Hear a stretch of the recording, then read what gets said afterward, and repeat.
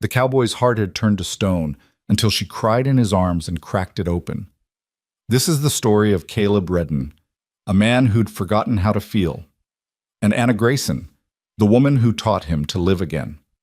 What happens when a bounty hunter with nothing left to lose meets a schoolteacher fighting to save her dying brother? Stay with me until the end of this tale, and leave a comment with your city so I can see how far this story has traveled.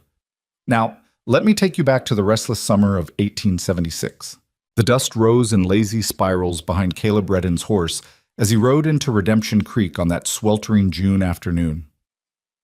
The town sat in a shallow valley between the Montana hills like a collection of broken promises, weathered storefronts, a crooked church steeple, and a saloon that never seemed to close. The kind of place where people came to disappear, and Caleb Redden had become very good at disappearing. He was 32 years old, though his eyes carried 50 years of hard living. Tall and lean, with shoulders that had learned to carry weight they were never meant to bear, he sat his horse with the easy grace of a man who'd spent more time in the saddle than in his own bed. His face was all sharp angles and weathered planes, carved by wind and sun, and things he tried hard not to remember. A scar ran from his left temple to his jaw, a gift from a knife fight in Abilene 3 years back. His hair, dark as a crow's wing, hung past his collar, and a week's worth of stubble shadowed his face. But it was his eyes that told the real story. Gray as winter storm clouds, they held the peculiar emptiness of a man who'd stopped expecting anything from the world and had trained the world to expect nothing from him. Those eyes had watched men die, had pulled triggers that ended lives, had closed against memories that still woke him in the night, gasping and reaching for a pistol that was always within arm's reach.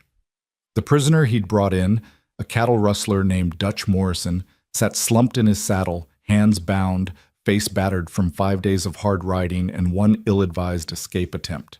Caleb had caught him outside of Billings, tracked him through 3 counties, and finally ran him to ground in a line shack where the fool had stopped to sleep. The fight had been brief and brutal, ending with Dutch face down in the dirt and Caleb's Colt pressed against the back of his skull. "Welcome to Redemption Creek," Dutch muttered through split lips as they rode down the main street. "Town's got a sense of humor, naming itself that." Caleb didn't respond. He'd learned long ago that silence was easier than conversation, safer than connection. Words led to questions, questions led to stories, and stories led to the kind of vulnerability that got a man killed, or worse, made him remember he was still human. The sheriff's office stood at the end of the street, a squat building with bars on the windows and a hitching post that had seen better days. Sheriff Tom Bridger stepped out onto the porch as they approached, a heavy-set man in his 50s with kind eyes and a badge that actually meant something in this part of the territory. "Caleb Redden," Bridger called out, his voice carrying a warmth that Caleb didn't return. "Heard you were tracking Dutch. Figured you'd run him down eventually." "Eventually came 5 days ago," Caleb said, swinging down from his horse. His boots hit the packed earth with a solid thud, and he reached up to haul Dutch down with less ceremony than the man might have hoped for. "He's all yours, Sheriff, alive, like the warrant specified." "Barely," Dutch groaned, stumbling as Caleb shoved him toward the office door. "Barely's what the warrant called for," Caleb replied flatly. Bridger chuckled and took custody of the prisoner, leading him inside to one of the cells that lined the back wall. Caleb followed, his spurs jingling with each step, a sound he'd grown so accustomed to that he barely heard it anymore. The office smelled of coffee and tobacco and the particular staleness of a place where men spent too much time waiting for something to happen. "Payment's the usual," Bridger said, unlocking the cell and pushing Dutch inside. $500 plus expenses if you got receipts." "Don't keep receipts. Didn't figure you did." Bridger locked the cell door and turned to face Caleb, studying him with the kind of careful attention that made Caleb's shoulders tense. "You look like hell, son. When's the last time you slept in a real bed?" "Don't remember." "When's the last time you slept at all?" Caleb's jaw tightened. "You got my money, Sheriff, or are we going to stand here discussing my sleeping habits?" Bridger sighed and moved to the battered desk that dominated the small office. He pulled a strongbox from the bottom drawer, counted out $500 in paper money and coins, and slid it across the desk. "You planning to stay in town a few days, rest up before the next hunt?" "Planning to collect my money and ride out." It's near sundown, Caleb. Even you got to admit that riding out in the dark after 5 days of hard travel ain't the smartest. I'll manage. Stubborn as a Missouri mule, Bridger muttered, but there was no real heat in it. He'd known Caleb for 3 years now, long enough to recognize a lost cause when he saw one. At least get yourself a drink and a meal before you go. The saloon's got a new cook. Woman makes a steak that'll make you weep. Caleb pocketed the money without counting it. Bridger was honest, one of the few lawmen in the territory who could make that claim. Maybe. That's more than I usually get out of you. Bridger leaned back in his chair, which creaked under his weight. You know, there's talk of expanding the territorial marshal service. They're looking for good men with your particular skills. Pays steady, you'd have some backup when you need it, and not interested. Didn't think you would be, but figured I'd mention it. Bridger pulled a cigar from his vest pocket and lit it, the smoke curling up toward the ceiling. You can't run forever, son. Caleb's hand was already on the door handle. Watch me. He stepped out into the evening heat, pulling the door shut behind him with more force than necessary. The sun was sinking toward the western hills, painting the sky in shades of orange and red that reminded him of fire, and fire reminded him of things he'd rather forget.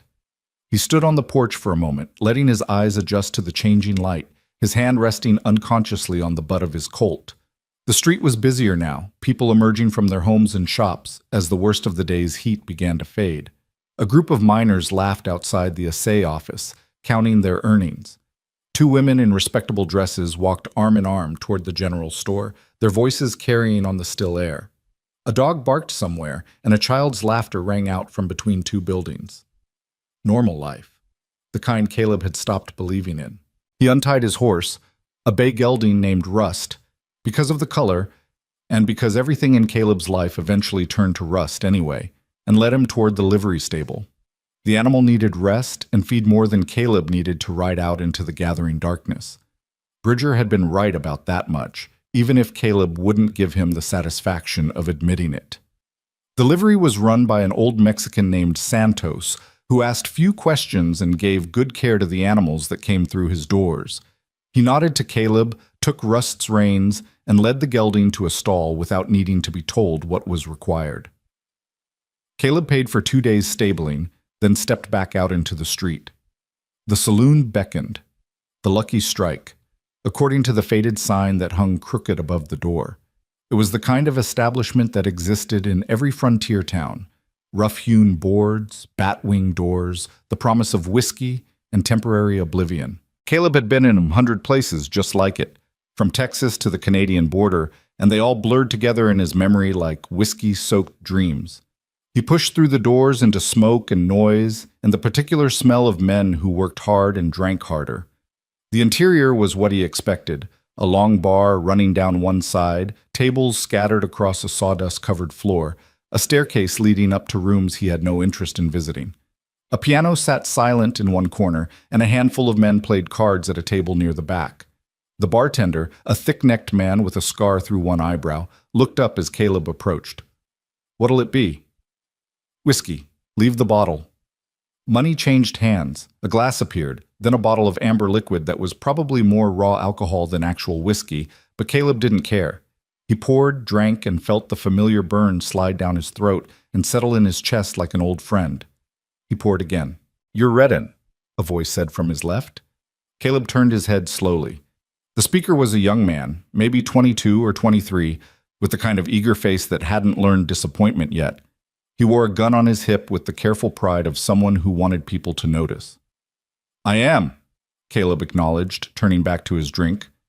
"Heard you're the best tracker in the territory. Heard you brought in the Drummond gang single-handed. Heard you once tracked a man across 300 miles of desert and—" "You heard wrong," Caleb interrupted, his voice flat. "I'm just a man who's good at following tracks. Nothing special about it." "But you've killed—" "Enough." Caleb's hand moved toward his gun, not threateningly, just enough to make the young man's eyes widen. "I'm not here to swap stories or make friends. I'm here to drink in peace. You want to be a gunfighter? Go find someone else to admire. You want to stay alive, forget everything you've heard, and go back to whatever honest work your mama raised you for." The young man's face flushed red. Whether from embarrassment or anger, Caleb didn't know and didn't care. He watched as the kid retreated to a table in the corner, shooting dark looks in Caleb's direction that would have been dangerous if the kid had possessed an ounce of the skill his pride suggested. Caleb poured another drink. The whiskey was already starting to work, softening the edges of the world, making everything a bit more distant, a bit less real. This was what he needed. This numbness, this blessed absence of feeling. He'd learned years ago that feeling things was dangerous. Feel too much joy, and you'd eventually feel crushing sorrow. Feel too much love, and you'd eventually feel devastating loss. Feel too much hope, and you'd eventually feel soul-destroying despair. Better to feel nothing at all. "Excuse me, sir, but I need to speak with Mr. Patterson."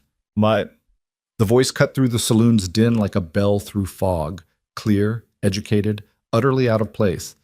Caleb looked up from his glass to see a woman standing at the bar, speaking to the bartender with a mixture of determination and barely concealed desperation.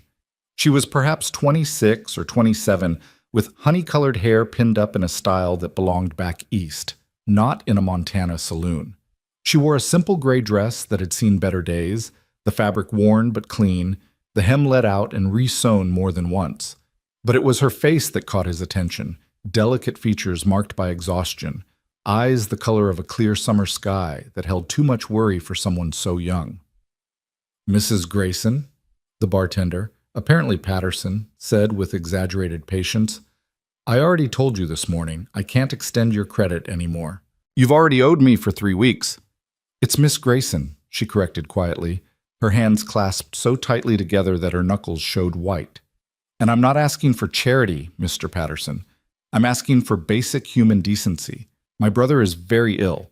The medicine Dr. Harrison prescribed costs $12, and I simply don't have—" "Not my problem." Patterson cut her off, his voice hardening. "You want medicine, you pay for it. You want credit, you show me you're good for it. Teaching school don't pay enough to cover what you already owe, and I got a business to run."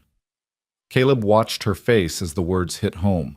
He saw the way her jaw tightened, the way her eyes suddenly glistened with tears she absolutely refused to let fall.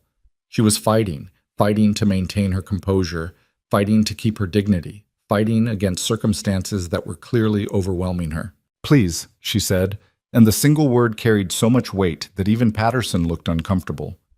"Jacob is only 12 years old. He has a fever that won't break, and Dr. Harrison says without the proper medicine, the infection in his lungs could—" Her voice cracked just for a moment before she forced it steady again. "I'm begging you." "Can't help you, miss," Patterson said, though he at least had the grace to look away as he said it. "Now, I got other customers to tend to."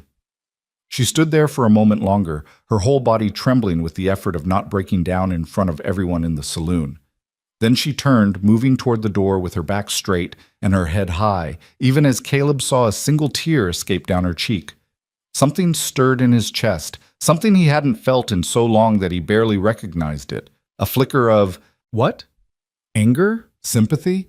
The ghost of a memory that maybe, once upon a time, he'd been the kind of man who would have done something about a scene like the one he'd just witnessed. He crushed the feeling ruthlessly, drowned it in another slug of whiskey. Not his problem, not his business. He'd learned long ago that getting involved in other people's troubles was the fastest way to acquire troubles of your own, and he had more than enough ghosts haunting him already. The woman, Miss Grayson, pushed through the saloon doors and disappeared into the street beyond. The noise of the saloon resumed its normal rhythm, the moment already forgotten by everyone except Caleb, who stared into his whiskey glass and saw her face reflected there, saw the tears she'd fought so hard to contain. 12 years old, he thought, and immediately wished he hadn't. He'd been 12 years old once, a lifetime ago in Virginia before the war had torn everything apart. He remembered being 12 and sick with fever while his mother sat by his bed, cool cloth pressed to his forehead, her voice soft as she sang old hymns and promised everything would be all right. He remembered being 12 and believing her, because mothers didn't lie about things like that. He poured more whiskey, trying to wash the memory away. "Sad case, that," the bartender said, moving back down the bar to where Caleb sat. "The Grayson woman. Came to town 4 months ago from Boston, took the teaching job at the school. Brought her little brother with her, just the two of them. Kid's been sick near about 2 weeks now. Harrison says it's pneumonia, maybe worse." Caleb didn't ask, but Patterson seemed inclined to talk anyway. "She's dead broke," he continued, wiping down the bar with a rag that might have been white once. "School board pays her $18 a month, and she sends half of it back east to pay off her father's debts. The old man died owing money all over Boston, left her with nothing but the responsibility for her brother. She's too proud to ask for real help, too stubborn to give up, and too damn noble for her own good." "Why are you telling me this?" Caleb asked, his voice rough. Patterson shrugged. "No reason. Just making conversation."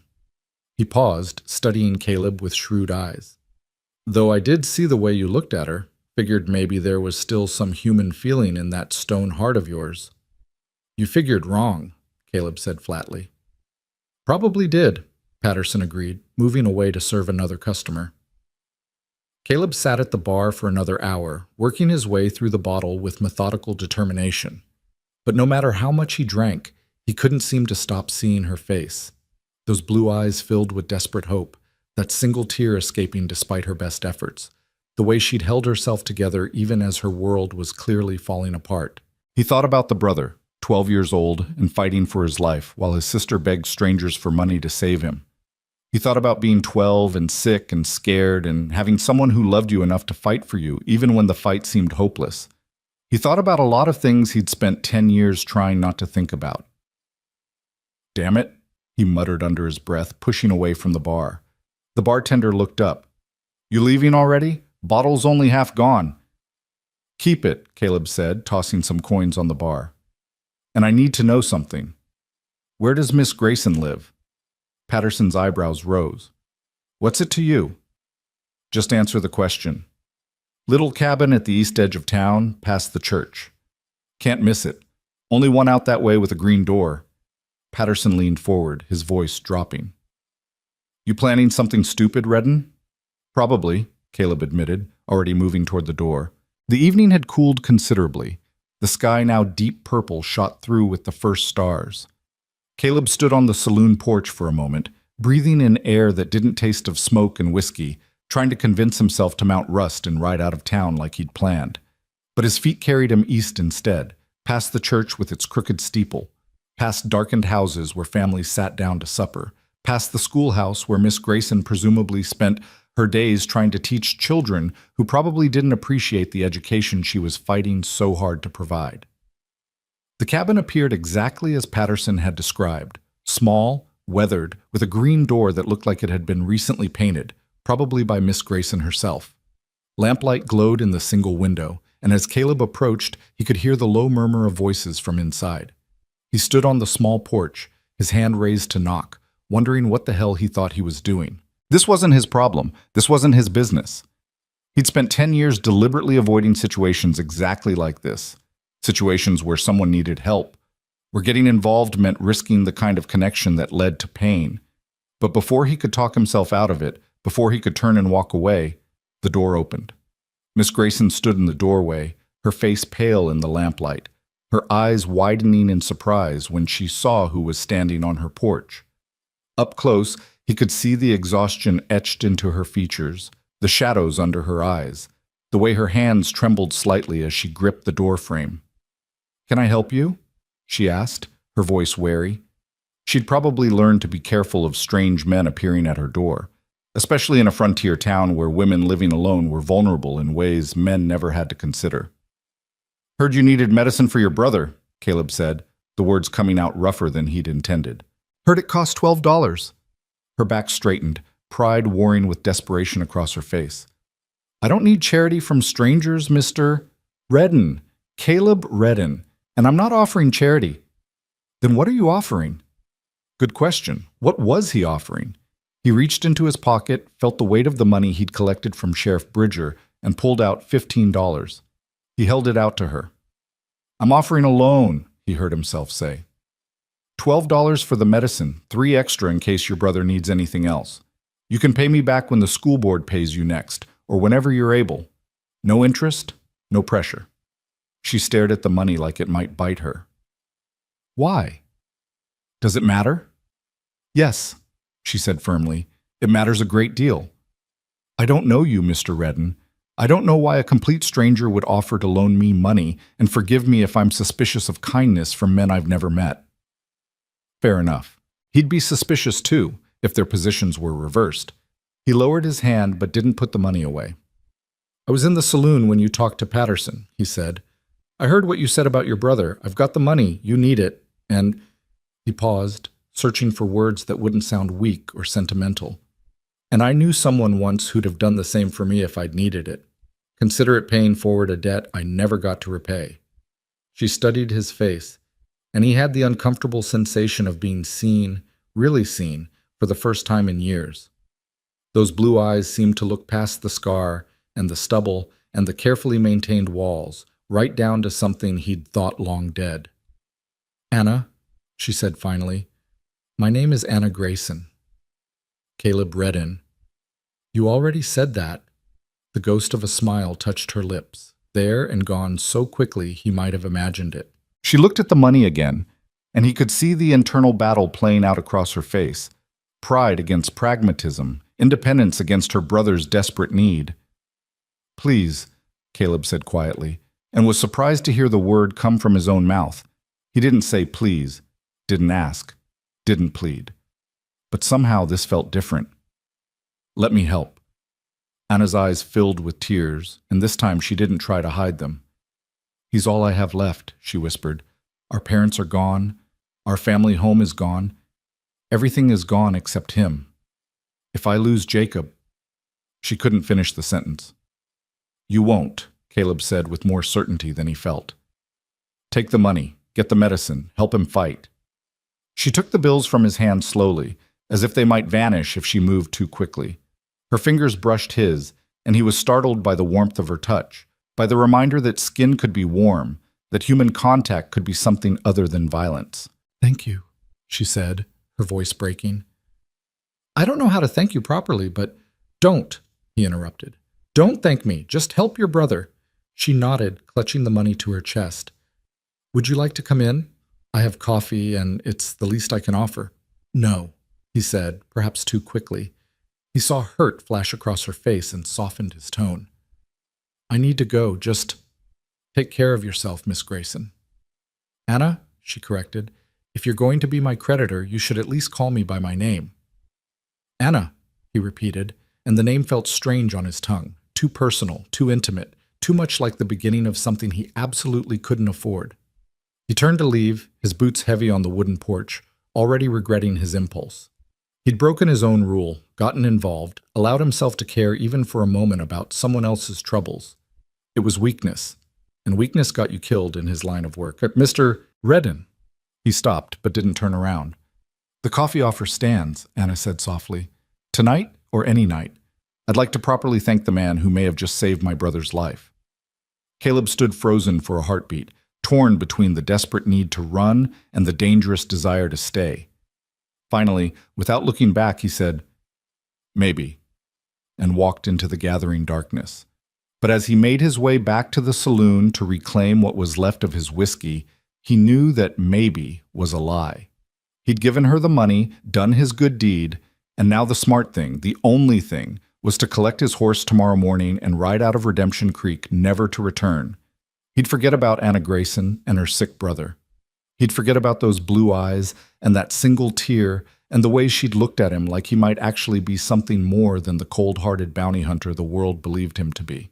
He'd forget, just like he'd forgotten everything else that might make him feel human. Except, as he lay in a rented bed above the saloon that night, staring at the ceiling and listening to the sounds of the town settling into sleep, Caleb Redding discovered that some things, some people, weren't as easy to forget as he'd hoped. Her face kept appearing in his mind. Her voice echoed in his memory, and somewhere in his chest, in that place he'd worked so hard to turn to stone, something stirred to life that felt dangerously like hope. He cursed softly in the darkness, pulled the thin blanket over his head, and tried to will himself to sleep. Tomorrow he'd ride out. Tomorrow he'd get back to his real life, the life that made sense, the life that didn't require feeling things or caring about school teachers with dying brothers.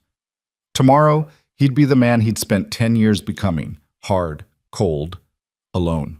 But tonight, just for tonight, He allowed himself to remember what it felt like to do something good, to help someone who needed helping, to see gratitude and hope in someone's eyes instead of fear or contempt. Tonight, he allowed himself to wonder what it might be like to be the kind of man who could accept Anna Grayson's offer of coffee, who could sit in that cabin and have a conversation like a normal human being, who could maybe, just maybe, remember how to feel something other than emptiness. But when morning came, those thoughts would be packed away with the darkness, and Caleb Redden would ride out of Redemption Creek, leaving behind whatever foolish softness the night had brought. That was the plan anyway. The universe, as it often did, had other ideas entirely. But morning didn't bring the clean break Caleb had promised himself. Instead, it brought the sound of urgent footsteps on the stairs outside his room, followed by a sharp knock that jerked him from uneasy dreams of blue eyes and stone hearts cracking open. "Redden!" Sheriff Bridger's voice carried through the thin door. "Need you downstairs now!" Caleb rolled out of bed, his hand finding his Colt before his feet hit the floor, instinct born from too many years of waking up to trouble. He dressed quickly, splashed water on his face from the basin, and descended the narrow stairs to find Bridger waiting in the saloon's main room, his face grave in the early morning light. "What is it?" Caleb asked, noting the way the sheriff's hand rested on his gun belt. "Stagecoach got hit yesterday evening, about 15 miles north of here. 3 men, masks, took the strongbox and shot the driver. He made it back to town an hour ago, barely alive. Says one of the robbers had a distinctive scar, lightning bolt shaped down his left arm. Know anyone matching that description?" Caleb's jaw tightened. "Jack Hollister. Rides with 2 brothers, both mean as snakes. They working this territory now?" "Appears so. Driver says they headed into the hill country, probably planning to hole up until the heat dies down." Bridger fixed Caleb with a steady look. "I know you were planning to leave this morning, but I need your tracking skills. The strongbox had payroll for the mining company, near about $2,000. I can offer you 10% if you help bring them in. $200 for a few days' work. It was good money, better than most bounties." But more than that, Jack Hollister and his brothers were the kind of men who'd kill without hesitation, who'd rob again if they weren't stopped, who'd leave more wounded drivers bleeding out on mountain roads. Caleb thought about riding out, leaving this town and its problems behind. Then he thought about Anna Grayson's face when she'd taken that money, about her brother fighting for his life, about the $15 that now left him shorter than he'd planned to be. 20%, he heard himself say. Bridger's eyebrows rose. "That's steep. That's my price for staying when I'd planned to leave." A moment's consideration, then a nod. "Done. $400 if you bring back the money and the men. When can you leave?" "Give me an hour to get my horse ready and gather supplies." Caleb paused. "You coming with me?" "Can't. Got Dutch Morrison to transport to the territorial prison tomorrow, and I'm the only law in this town. I can deputize you if you want. Don't bother. I work better alone anyway." He did work better alone. Had for 10 years. Being alone meant not having to worry about anyone else, not having to trust anyone else, not having to watch anyone else die because he'd made a mistake or moved too slow or cared too much. An hour later, Caleb sat astride Rust at the edge of town, saddlebags packed with provisions, Winchester rifle secure in its scabbard, and the familiar weight of solitude settling over him like an old coat. The sun climbed higher, burning off the morning mist, and he was just about to turn north toward the hill country when a figure emerged from the direction of the church. Anna Grayson walked toward him with purposeful strides, and even from a distance he could see that something had changed. The exhaustion was still there, etched into her features, but there was also something else, a lightness, a spark of hope that hadn't been present the night before. "Mr. Redden?" she called out as she approached. "I'm glad I caught you before you left." He touched the brim of his hat but said nothing, waiting. She stopped beside his horse, one hand shading her eyes against the morning sun.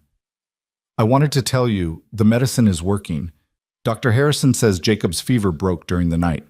He's not well yet, not by a long measure, but he's fighting now. He has a chance." Her voice trembled with emotion. "Because of you, he has a chance." Caleb shifted in his saddle, uncomfortable with her gratitude, with the way she looked at him like he'd done something heroic instead of simply handing over money he could spare. "I'm glad to hear it." I also wanted to extend my invitation again, Anna continued. The coffee I mentioned. I'd very much like to— I'll be gone a few days, Caleb interrupted, unable to bear the hope in her eyes. Sheriff's business. When I get back, maybe. Oh. She stepped back, and he hated the way disappointment flickered across her face. Of course. Well, I hope you'll be safe, Mr. Redden, and when you return, please know that my home is open to you. It's the least I can do for the man who saved my brother's life.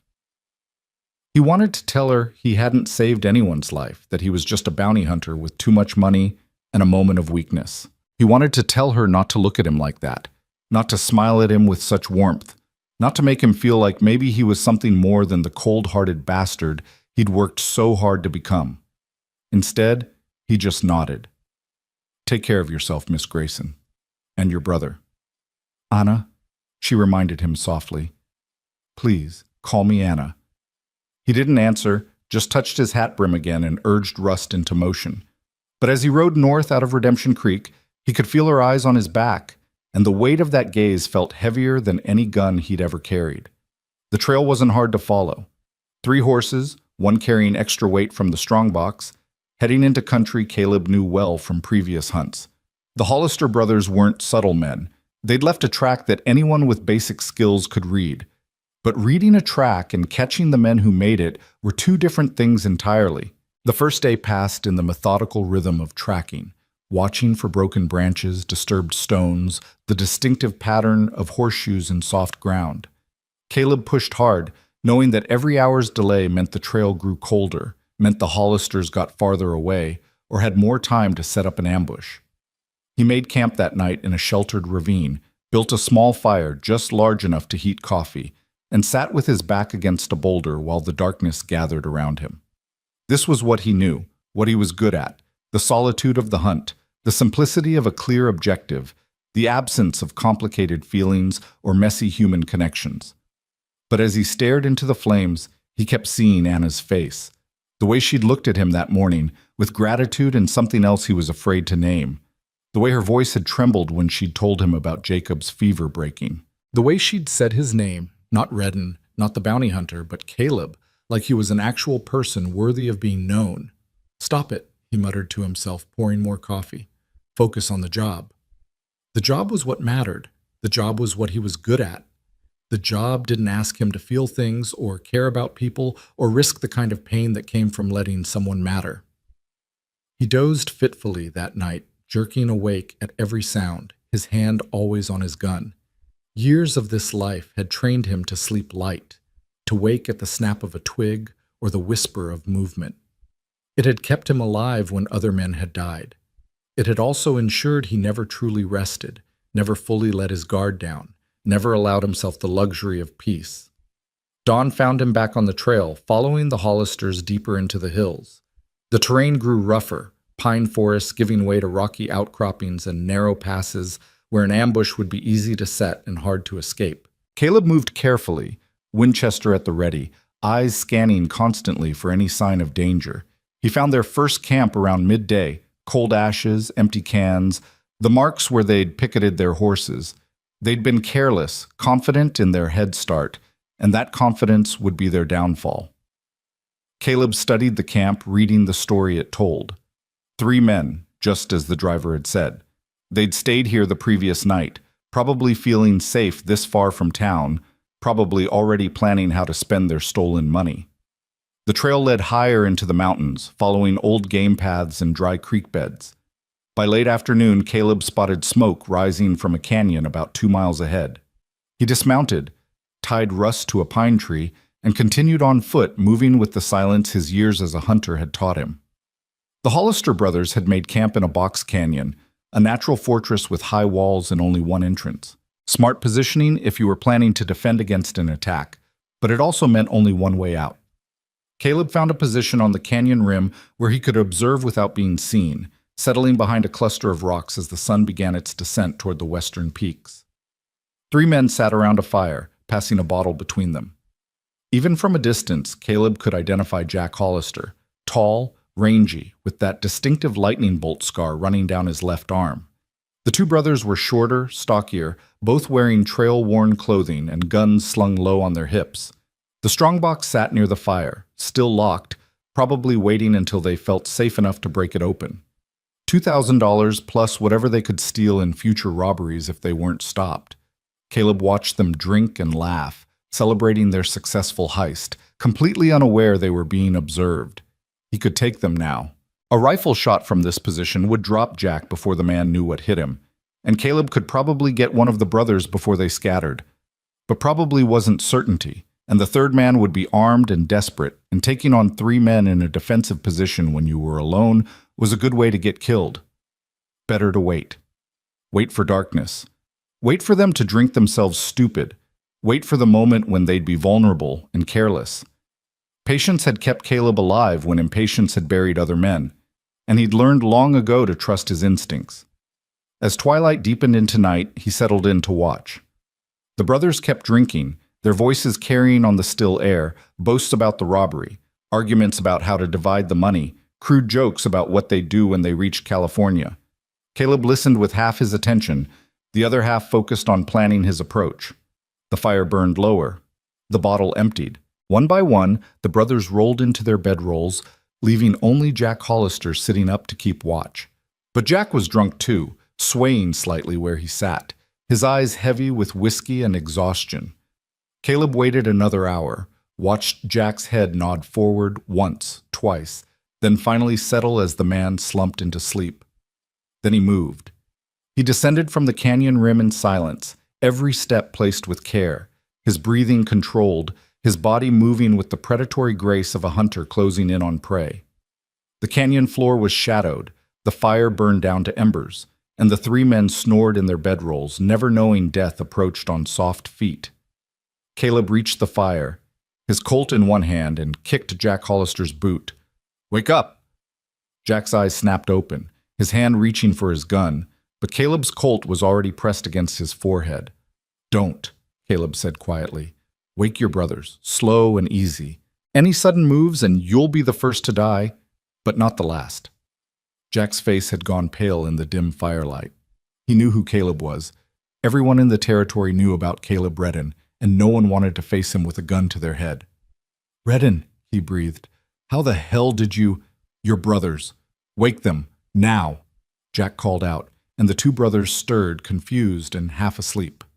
When they saw Caleb standing over them, saw the gun in his hand and the cold certainty in his eyes, they froze. "Here's how this works," Caleb said, his voice carrying the flat tone of a man who'd done this too many times to count. "You're going to stand up, slow, hands where I can see them. You're going to let me tie your hands behind your backs. You're going to ride back to Redemption Creek nice and peaceful. Do this, and you'll live to stand trial. Fight me, and I'll kill all three of you right here and transport your bodies instead. Your choice, but choose quick." "We can make a deal," Jack said desperately. "Split the money. There's $2,000 in that box. Take half. Let us go. Nobody has to know." "Not interested." $1,000, Redden. Think about it." "I am thinking about it. I'm thinking about the driver you shot, the families who need that payroll, and the fact that you three will rob and kill again if I let you go. So here's my final offer. Surrender or die. 5 seconds to decide." He started counting, made it to 3 before all three men raised their hands in surrender. 20 minutes later, they were bound and mounted, the strongbox secured to Jack's saddle, and Caleb was leading them out of the canyon. The brothers muttered curses and threats, but Caleb ignored them. He'd heard it all before, the promises of revenge, the claims that he was a dead man, the boasts about what would happen when they escaped. They never escaped. Not from Caleb Redden. The ride back to Redemption Creek took 2.5 days, slower with prisoners in tow. Caleb kept them moving during daylight hours, made camp in defensible positions at night, and slept with one eye open and his gun in his hand. The brothers tried to bargain, tried to bribe, tried to convince him to let them go. Caleb didn't respond, didn't engage, didn't give them anything to work with. By the time the town appeared in the distance, he was exhausted, filthy, and ready to collect his money and move on. The job was done. Another set of criminals behind bars, another payday secured, another page in the legend of Caleb Redden, the bounty hunter with ice in his veins and stone for a heart. Sheriff Bridger met them at the edge of town, a wide smile splitting his weathered face. "I'll be damned. You actually brought all three back alive." "Said I would." "Most men would have shot at least one, just to make the others more cooperative." "Most men aren't me." Bridger chuckled and took custody of the prisoners, leading them toward the jail while half the town gathered to watch. Caleb dismounted, every muscle in his body aching, and followed at a distance. In the sheriff's office, he waited while Bridger locked the Hollisters in cells, then watched as the strongbox was opened and the money counted. $2,147, all accounted for. 20% comes to $429, Bridger said, counting it out carefully, plus another $50 for the exceptional work and the fact that you brought them all in alive. Town council will be pleased. Trial's cheaper than burials. Caleb pocketed the money without comment. $479 for 3 days' work, more than he'd made on many bounties that had taken twice as long. "You sticking around?" Bridger asked. "Or are you finally going to light out like you've been threatening?" Good question. Caleb had no reason to stay. The job was done, his pockets were full, and the open trail called to him the way it always did. Stay in one place too long, and you started forming connections, started caring about things, started feeling like maybe you belonged somewhere, and that was dangerous because eventually you'd have to leave, and leaving would hurt. Better to leave before it could hurt. "I'll stay tonight," he heard himself say. "Head out in the morning." "Well, while you're here, you might want to stop by the schoolhouse." Bridger's eyes held a knowing glint. "Miss Grayson's been asking about you, near about every day since you left.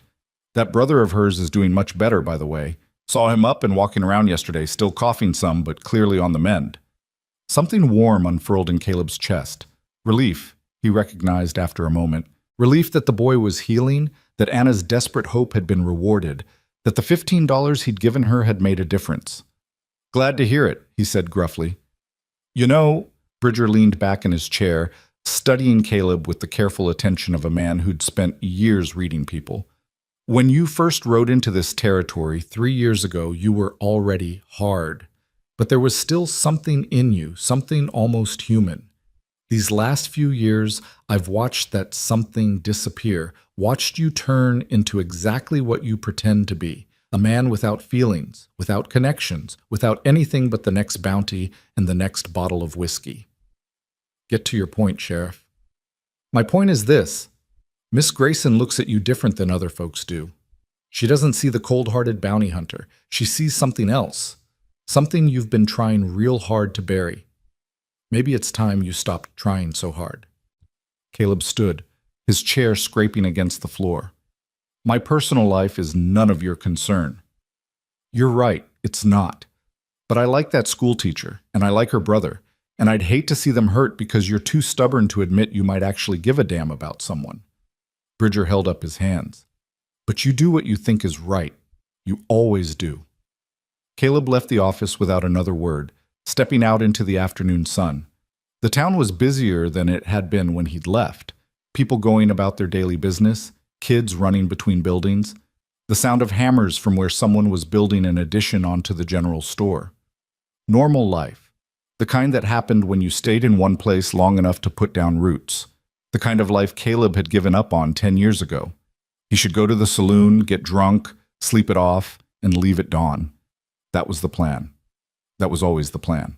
But his feet carried him toward the schoolhouse instead, drawn by something he couldn't name and didn't want to examine too closely. The school day had just ended, children streaming out with the particular energy of young people released from confinement. They ran past Caleb without a second glance, too caught up in their own games and dramas to notice the tall stranger standing in the street. But one boy didn't run. A thin kid with dark hair and pale skin, moving slowly but steadily toward a small cabin in the distance. Jacob Grayson. Had to be, based on the age and the careful way he moved, like someone still recovering from serious illness. The boy glanced at Caleb as he passed, his blue eyes, so like his sister's, curious but not afraid. "You're the bounty hunter," Jacob said, not a question but a statement. "I am." "My sister says you saved my life." Caleb shifted uncomfortably. "Your sister's medicine saved your life. I just helped pay for it." "That's not what she says." Jacob studied him with the unsettling directness of children who haven't learned to hide their thoughts. She says you're a good man pretending to be bad. Says you gave her money when you didn't have to, helped me when you didn't know me, and that makes you better than most folks who talk about being good, but don't do anything to prove it. The words hit harder than Caleb expected. He cleared his throat. Your sister talks too much. She talks just enough, Jacob replied with a small smile. You should come for coffee. She's been hoping you would. I don't drink coffee with people. Why not? Because connection leads to caring. Caring leads to pain, and pain is something I can't afford anymore, Caleb thought. But he didn't say that to a 12-year-old boy who'd just survived pneumonia. Just don't, he said instead. Jacob shrugged. Well, if you change your mind, we're the cabin with the green door. Anna makes really good coffee, and she baked bread yesterday. He started to walk away, then paused and looked back. Thank you, Mr. Redden, for whatever you say you didn't do. I'm glad I get to keep living because of it. The boy continued toward home, leaving Caleb standing in the dusty street, something tightening in his chest. When was the last time someone had thanked him for anything? When was the last time he'd done something worth thanking? When was the last time he'd allowed himself to believe he might actually be capable of good? The schoolhouse door opened and Anna Grayson stepped out, a stack of books in her arms. She saw him immediately, her face lighting up with a smile that made his heart do something complicated and unwelcome. Mr. Redden, she called, walking toward him. You're back. I'd heard the sheriff brought in the stage robbers, and I hoped— She stopped a few feet away, her smile faltering as she took in his appearance. You look exhausted. Long ride. I imagine so. She shifted the books in her arms. Did you happen to see Jacob? He should have left a few minutes ago. Saw him. He was headed home. Good. He's doing so much better, stronger every day. Dr. Harrison says he'll make a full recovery. Her eyes shone with tears she didn't try to hide. I can't thank you enough for what you did. You gave me back my brother. Medicine did that. The medicine I couldn't afford without your help. She stepped closer, close enough that he could smell lavender and chalk dust. I meant what I said about the coffee, Mr. Redden. I'd very much like you to visit, to let me thank you properly. Every instinct screamed at him to refuse, to walk away, to maintain the careful distance he'd spent years perfecting. But looking into her eyes, those blue eyes that held hope and warmth, and something that looked dangerously like affection, he found himself nodding. Tonight, he heard himself say. If the offer's still good. Her smile could have lit the whole town. Tonight would be perfect. Come by after supper, say 7 o'clock? 7 o'clock? He agreed, already regretting it. She touched his arm briefly, a gesture so natural and warm that it sent unexpected heat through him. I'll see you then. He watched her walk away, books clutched to her chest, her step lighter than it had been days before. Then he turned and headed for the saloon, suddenly desperate for that drink he'd postponed. The bartender, Patterson, looked up as Caleb entered. Heard you brought in the Hollisters. Nice work. Thanks. You look like you could use a drink. Several. Patterson poured whiskey, and Caleb drank it standing at the bar, trying to figure out what he was doing. Why had he agreed to coffee with Anna Grayson? Why had he said yes when every part of him knew it was a mistake? Why was he standing in this saloon at 4 in the afternoon, drinking whiskey and counting the hours until 7 o'clock like some nervous schoolboy? She's something special, that Miss Grayson, Patterson said conversationally, refilling Caleb's glass. Smart, kind, doesn't put on airs despite coming from Boston money. Well, former Boston money, I suppose. Town's lucky to have her. Why are you telling me this? Because you agreed to have coffee with her, and I figure you're the kind of man who needs reminding that special people deserve to be treated special. Caleb drained his glass. I'm not going to hurt her. Didn't say you would. But she's been alone here. No family except that boy. No friends really, because the other women in town think she's too educated or too pretty or too something. She could use someone who sees her for who she is. Patterson leaned forward. And you, Redden, you could use someone who sees past what you pretend to be to what you actually are. And what's that? A decent man running from his own decency. Caleb left the saloon without finishing his third drink. He walked the town for the next 2 hours, buying time, trying to convince himself to mount his horse and ride out before 7 o'clock arrived. He could leave now, Anna would understand eventually. and he'd be back to his solitary life where things made sense. But he didn't leave. At 10 minutes to 7, he found himself standing outside her cabin, his hand raised to knock, his heart beating faster than it had when he'd faced down the Hollister brothers. Just coffee, he told himself. Just one evening to say thank you, to be polite, to repay a debt, and move on. The door opened before he could knock. Anna stood there in a simple blue dress, her hair down around her shoulders, her smile welcoming and genuine. "Mr. Redden, right on time. Please come in." He stepped inside and warmth enveloped him, not just the physical warmth of the cabin, but something else. Something he hadn't felt in so long he'd almost forgotten what it was called. It was called home. The cabin was small but immaculately kept. A single room with a bed in one corner, a table with 3 chairs, a stove, and a few personal touches that made it feel lived in. Books lined a makeshift shelf, a quilt hung on one wall, and flowers, actual wildflowers in a glass jar, sat on the table. Jacob sat in one of the chairs, looking stronger than he had that afternoon. He grinned when he saw Caleb. "Told you he'd come, Anna." "You did indeed." Anna gestured to a chair. "Please sit. The coffee's just about ready." Caleb sat, feeling awkward and out of place among the domestic comfort. His gun felt too heavy at his hip, his trail-worn clothes too dirty, his hands too rough for the delicate china cups Anna was setting out. "I hope you like it strong," Anna said, pouring coffee. "Jacob says I make it strong enough to wake the dead." "Strong is good."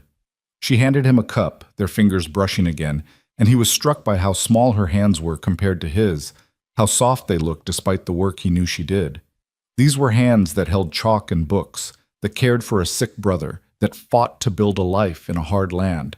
Not like his hands, which were scarred and calloused and had pulled triggers too many times to count. "Tell me about your journey," Anna said, settling into her chair with her own cup. "The sheriff said you tracked the robbers into the hill country. That must have been dangerous." "It was necessary." "That's not an answer." Jacob laughed. "She does that, turns your non-answers back on you until you actually answer. It's annoying." "It's called teaching," Anna said primly, though her eyes sparkled with amusement. "And it works on stubborn men just as well as it works on stubborn students." Despite himself, Caleb felt the corner of his mouth twitch. The tracking was straightforward. The Hollisters aren't subtle. I found them, convinced them to surrender, brought them back. That's the whole story. "Somehow I doubt that's the whole story," Anna said, "but I won't press. Jacob, why don't you tell Mr. Redden about your plans for next week?" The boy's face lit up. "Dr. Harrison says I can go back to school on Monday. I missed 3 weeks, but Anna's been teaching me at home, so I'm not too far behind." His enthusiasm dimmed slightly. "Some of the other kids were saying I might not make it, that pneumonia almost always kills you, but I did make it, because of the medicine you helped buy." "You made it because you're strong," Caleb said, surprising himself with the gentleness in his voice. "And because your sister fought for you." "And because you gave us the money when we needed it most?" Anna added quietly. She met his eyes across the table. "We both know Jacob wouldn't be here without that. And I will never forget it, Mr. Redden. Never." The gratitude in her voice made him deeply uncomfortable. He shifted in his chair, took a long drink of coffee, which was, indeed, strong enough to wake the dead, and searched for a way to change the subject. "You said you're from Boston," he ventured. "That's a long way from Montana Territory." Anna's expression shifted, becoming more guarded. "It is. We came here 4 months ago, after our father passed. He left us with more debts than assets, and Boston was no longer home. The teaching position here offered a fresh start." "Just the 2 of you?" "Just the 2 of us. Our mother died when Jacob was born, and we have no other family." She wrapped her hands around her coffee cup. "It's been an adjustment, coming from a city to a frontier town. But the people here have been mostly kind, and the children are eager to learn, and—" She smiled. "And we're still together, which is what matters most." "Anna gave up everything to take care of me," Jacob said with the bluntness of youth. "Had a fiancé back in Boston, a nice house, all her friends. But when father died and left all those debts, the fiancé disappeared real quick, and the friends turned out not to be friends at all. So we came here." "Jacob," Anna said warningly. What? It's true. It's also private. Mr. Redden helped save my life. I figure that makes him entitled to know things. Caleb found himself wanting to know things, wanting to know about the fiancé who'd abandoned her, the friends who'd proven false, the life she'd left behind, wanting to know everything about Anna Grayson, which was dangerous precisely because he wanted it. Your turn, Anna said, fixing him with a look that suggested she wasn't going to let him avoid answering. Tell us something about yourself, Mr. Redden. Where are you from? What made you become a bounty hunter? The questions he always avoided, the past he never discussed. He should refuse, should deflect, should maintain the walls that had served him so well for so long. But sitting in this warm cabin, with Anna watching him with those blue eyes and Jacob leaning forward with undisguised curiosity, Caleb found the walls crumbling just a little. Virginia, he said finally. I'm from Virginia, and I became a bounty hunter because… He paused, the words stuck in his throat. Because I needed to be something after the war, and hunting seemed like the only thing I was good at anymore. The truth, or at least a version of it, the real truth, about Emily, about his family, about everything he'd lost, stayed locked away where it belonged. But Anna seemed to understand that some truths were too painful to speak aloud. She nodded, her expression softening with compassion. The war took many things from many people. It did. Are you planning to stay in Redemption Creek? Jacob asked. Or are you leaving again? Jacob, Anna said again, though she looked at Caleb with obvious interest in his answer. Leaving tomorrow, Caleb said, and tried to ignore the way Anna's face fell. I don't stay in one place long. Never have. Probably never will. Why not? Jacob pressed. Because staying means putting down roots, and roots tie you to places. And places… He stopped, aware he was revealing more than he intended. It's just not what I do. That sounds lonely, Anna said softly. It was lonely. Desperately, achingly, endlessly lonely. But loneliness was safe. Loneliness was predictable. Loneliness didn't reach into your chest and rip your heart out when the people you loved died screaming. It's what I'm used to, he said instead. They sat in silence for a moment, drinking coffee, the only sound the crackling of the fire in the stove. Then Anna rose, moved to a shelf, and returned with something wrapped in cloth. I baked bread yesterday, she said, unwrapping it to reveal a golden loaf. Jacob mentioned it to you, I believe. Would you like some? It's nothing fancy, but… I'd like some, Caleb said, because it had been years since anyone had baked bread for him. Years since anyone had offered him something made with care rather than duty. She cut thick slices, spread them with butter that must have cost more than she could afford, and passed them around. Caleb bit into his piece and tasted something beyond flour and yeast. He tasted effort, attention, the particular flavor of someone who put love into what they made. This is good, he said, and meant it. Anna's smile was radiant. Thank you. I'm glad you like it. They talked for another hour, about nothing important, about everything that mattered. Jacob told stories about school, about the other children, about his hopes of becoming a doctor someday. Anna described her challenges teaching students of wildly different ages and abilities, her frustrations with the town council's reluctance to fund proper supplies, her small triumphs when a child finally grasped a concept they'd struggled with. And Caleb, despite his best intentions, found himself talking too.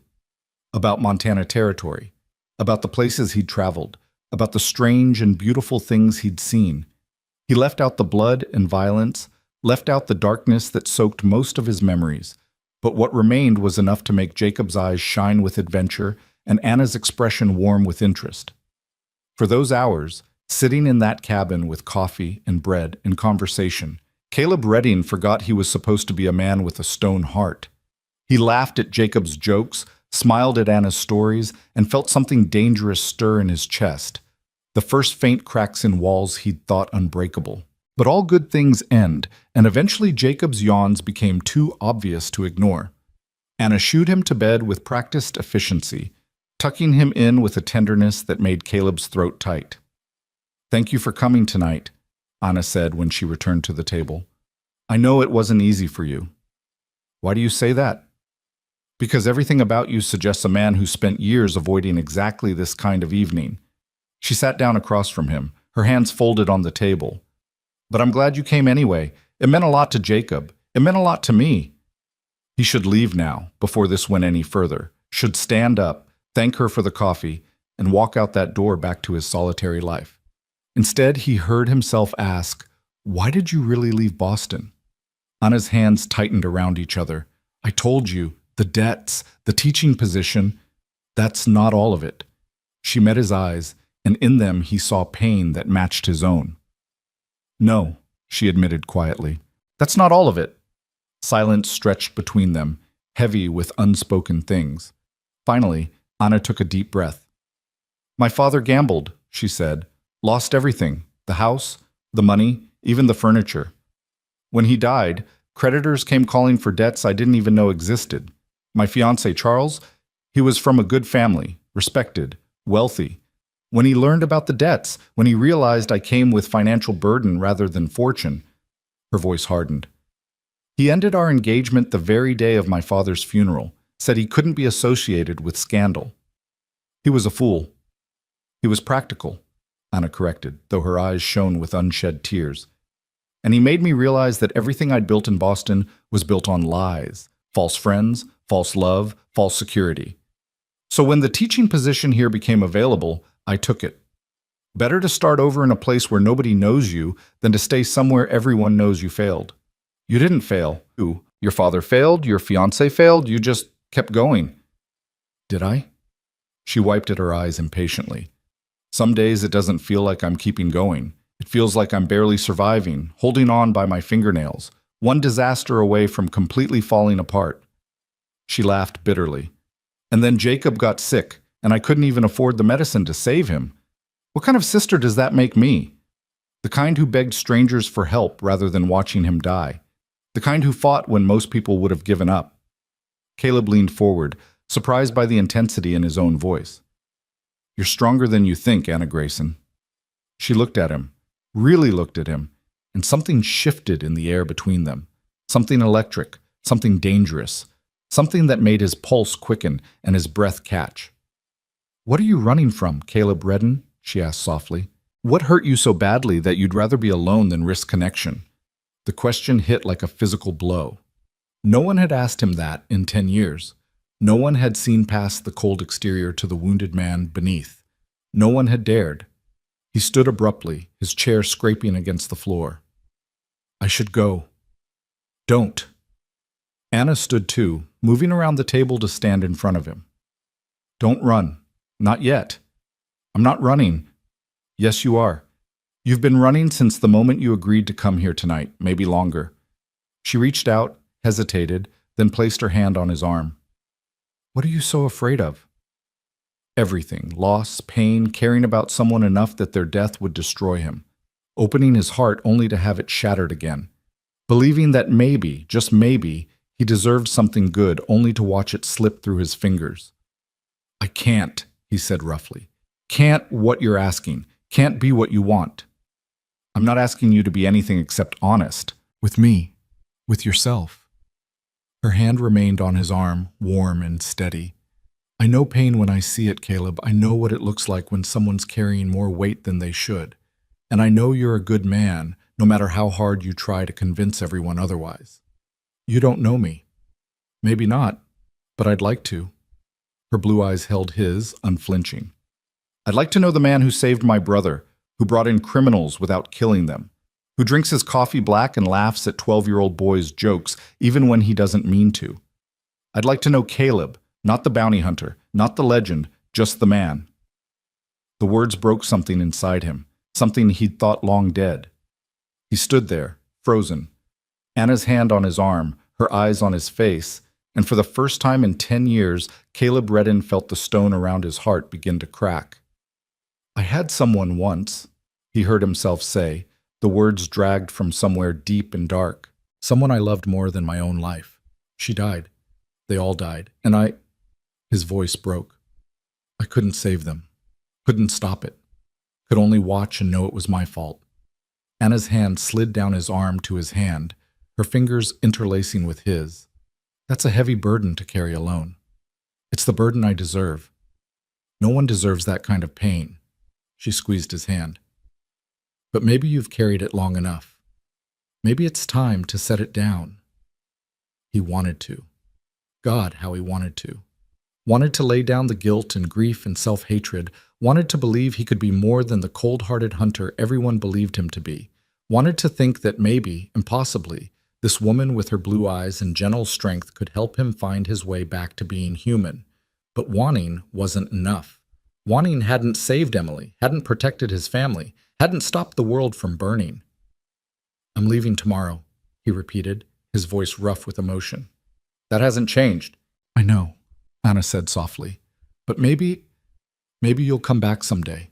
Maybe the road will lead you through Redemption Creek again." "Maybe," he agreed, though they both knew it was unlikely. She rose on her toes and kissed his cheek, the touch feather-light and devastating.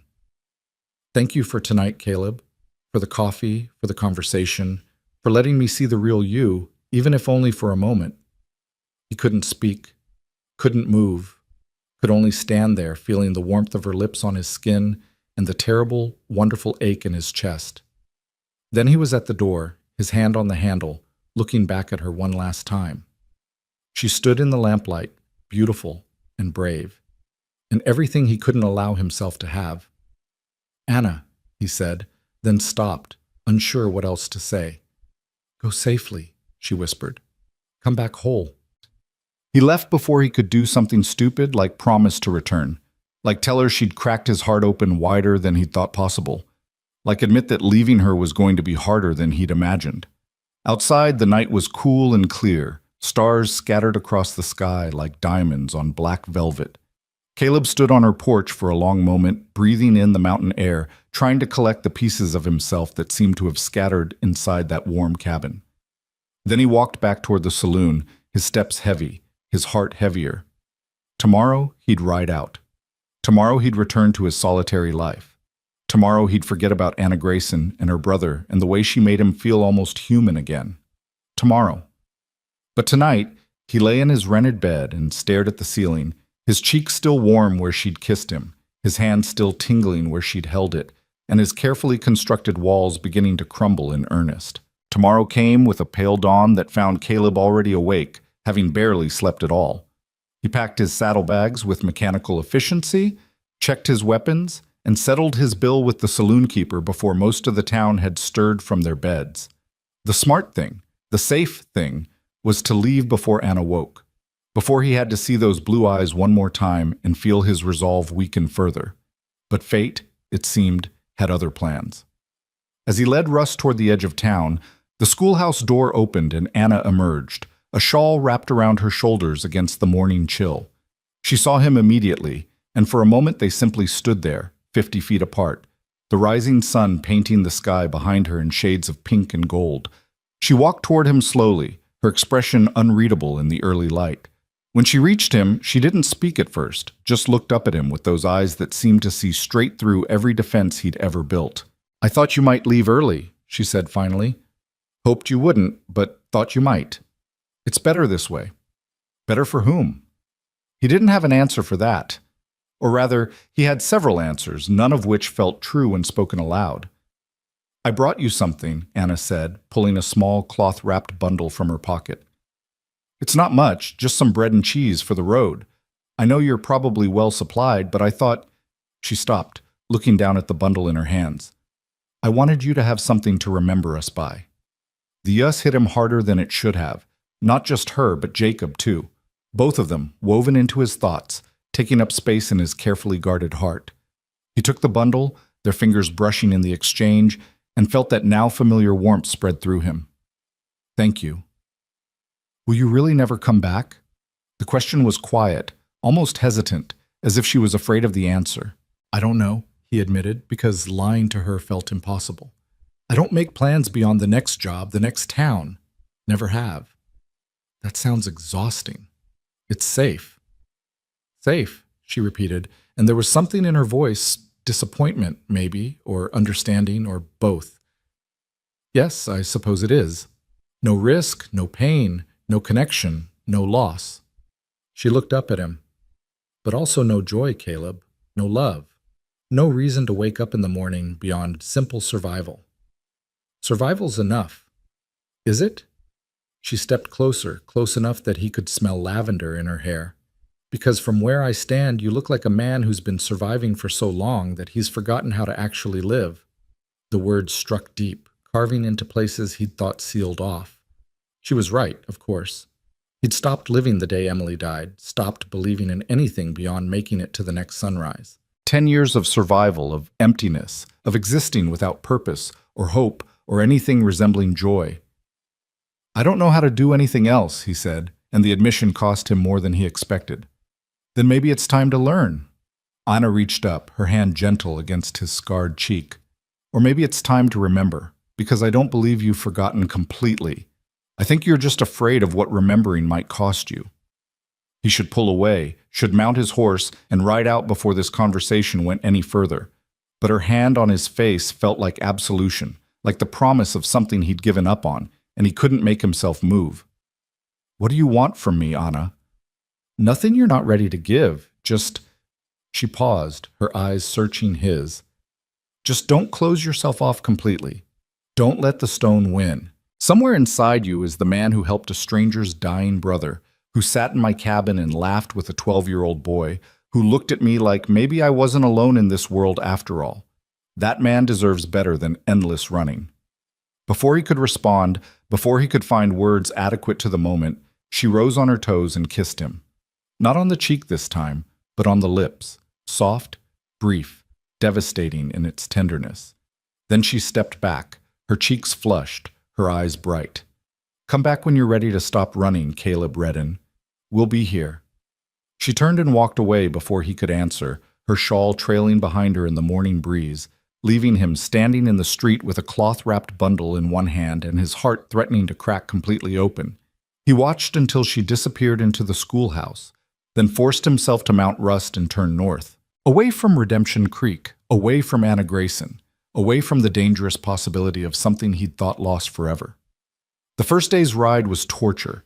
Every mile took him farther from that cabin with the green door, from those blue eyes that saw too much, from the feeling of being human again. He tried to focus on the road ahead, on the next town, the next bounty, the next whiskey bottle that would help him forget.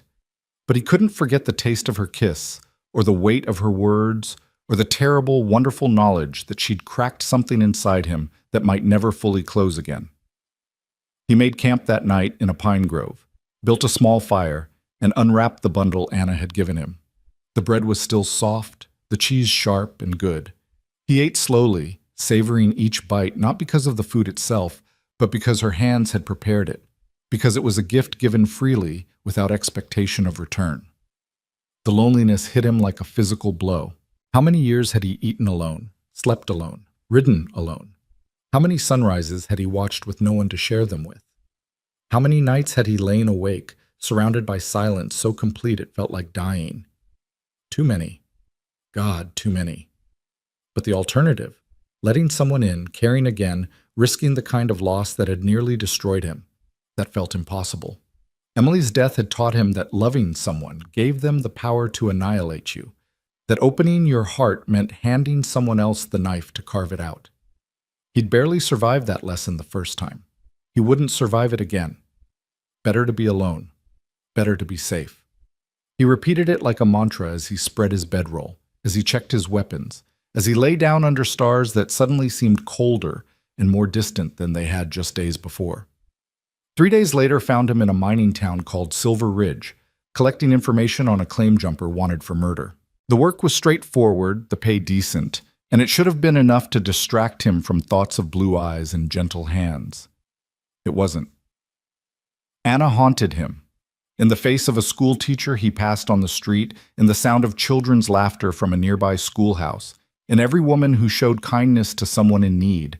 She'd gotten under his skin, into his head, and no amount of whiskey or work seemed capable of dislodging her. He caught the claim jumper after 2 days of tracking, delivered him to the local sheriff, and collected his bounty with the same efficiency he always had. But something felt different now, hollow. The satisfaction he usually took in a job well done had evaporated, replaced by a gnawing sense that he was wasting his life chasing men who didn't matter while running from the one thing that did.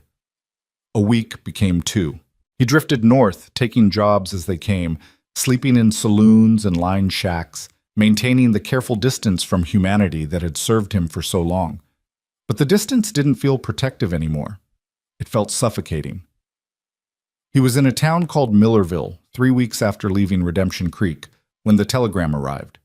Caleb rarely checked for messages. He had no one to send them, no one who cared where he was or what he was doing. But some instinct made him stop at the telegraph office that afternoon, and the operator looked up with obvious relief. "Mr. Redden? Got a wire for you. Been here 4 days. Sender said it was urgent." Caleb's stomach tightened as he took the paper. Only one person would send him an urgent telegram. And if Sheriff Bridger was reaching out, something was very wrong. The message was brief and devastating. Jacob Grayson taken sudden turn. Pneumonia returned worse. Anna needs you. Come quick. Bridger. The paper crumpled in his fist. No, not Jacob. Not after he'd survived, after he'd been healing, after Anna had fought so hard to save him. The universe couldn't be that cruel, couldn't dangle hope in front of them, only to rip it away. But Caleb knew better than most that the universe could be exactly that cruel. He was on Rust and riding south within 10 minutes, pushing the gelding harder than he should have, covering ground with desperate speed. 3 days of hard travel, stopping only when absolutely necessary, sleeping in the saddle when he could manage it, driven by a fear so profound it threatened to choke him. He couldn't let Jacob die. Couldn't let Anna lose the only family she had left. Couldn't bear the thought of those blue eyes filled with the kind of grief he knew too intimately. But more than that, and this was the thought that terrified him most, he couldn't bear the thought of not being there for her, of Anna facing this darkness alone, of failing someone who'd trusted him with her hope. When had he started caring this much? When had Anna and Jacob stopped being strangers and become something more, something that mattered enough to make him ride 3 days without real rest? When had the walls around his heart crumbled so completely that their pain became his pain, their loss his loss? The questions haunted him as he rode, but he already knew the answers. It had started the moment he'd seen Anna begging for medicine in the saloon, had deepened when she'd held his hand in that warm cabin, had sealed itself when she'd kissed him in the morning light and told him to stop running. He was in love with Anna Grayson. Completely, terrifyingly, irrevocably in love with her. And the realization should have sent him fleeing in the opposite direction, should have made him turn Rust around and ride until he forgot her name. Instead, it made him push harder, ride faster, pray to a God he'd stopped believing in years ago that he wouldn't be too late. Redemption Creek appeared on the horizon just after dawn on the 3rd day. Caleb rode straight through town to the cabin with the green door, not caring who saw him, not caring about anything except getting to Anna. He dismounted before Rust had fully stopped, hit the door with his fist, and called her name. The door opened immediately, and Dr. Harrison stood there, his weathered face grave. "You made good time, Redden," the doctor said, stepping back to let Caleb inside. The cabin felt like a tomb. The curtains were drawn, the air heavy with the smell of sickness and medicine and something else, the particular scent of fear and desperation. Anna sat beside Jacob's bed, her hand clutching her brother's, her face so pale and drawn that Caleb barely recognized her. She looked up when he entered, and the relief in her eyes nearly broke him.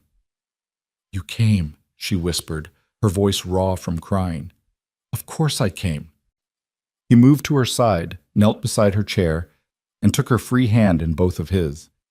She was cold, trembling, barely holding herself together. "How bad is it?" "Bad," Dr. Harrison answered when Anna couldn't.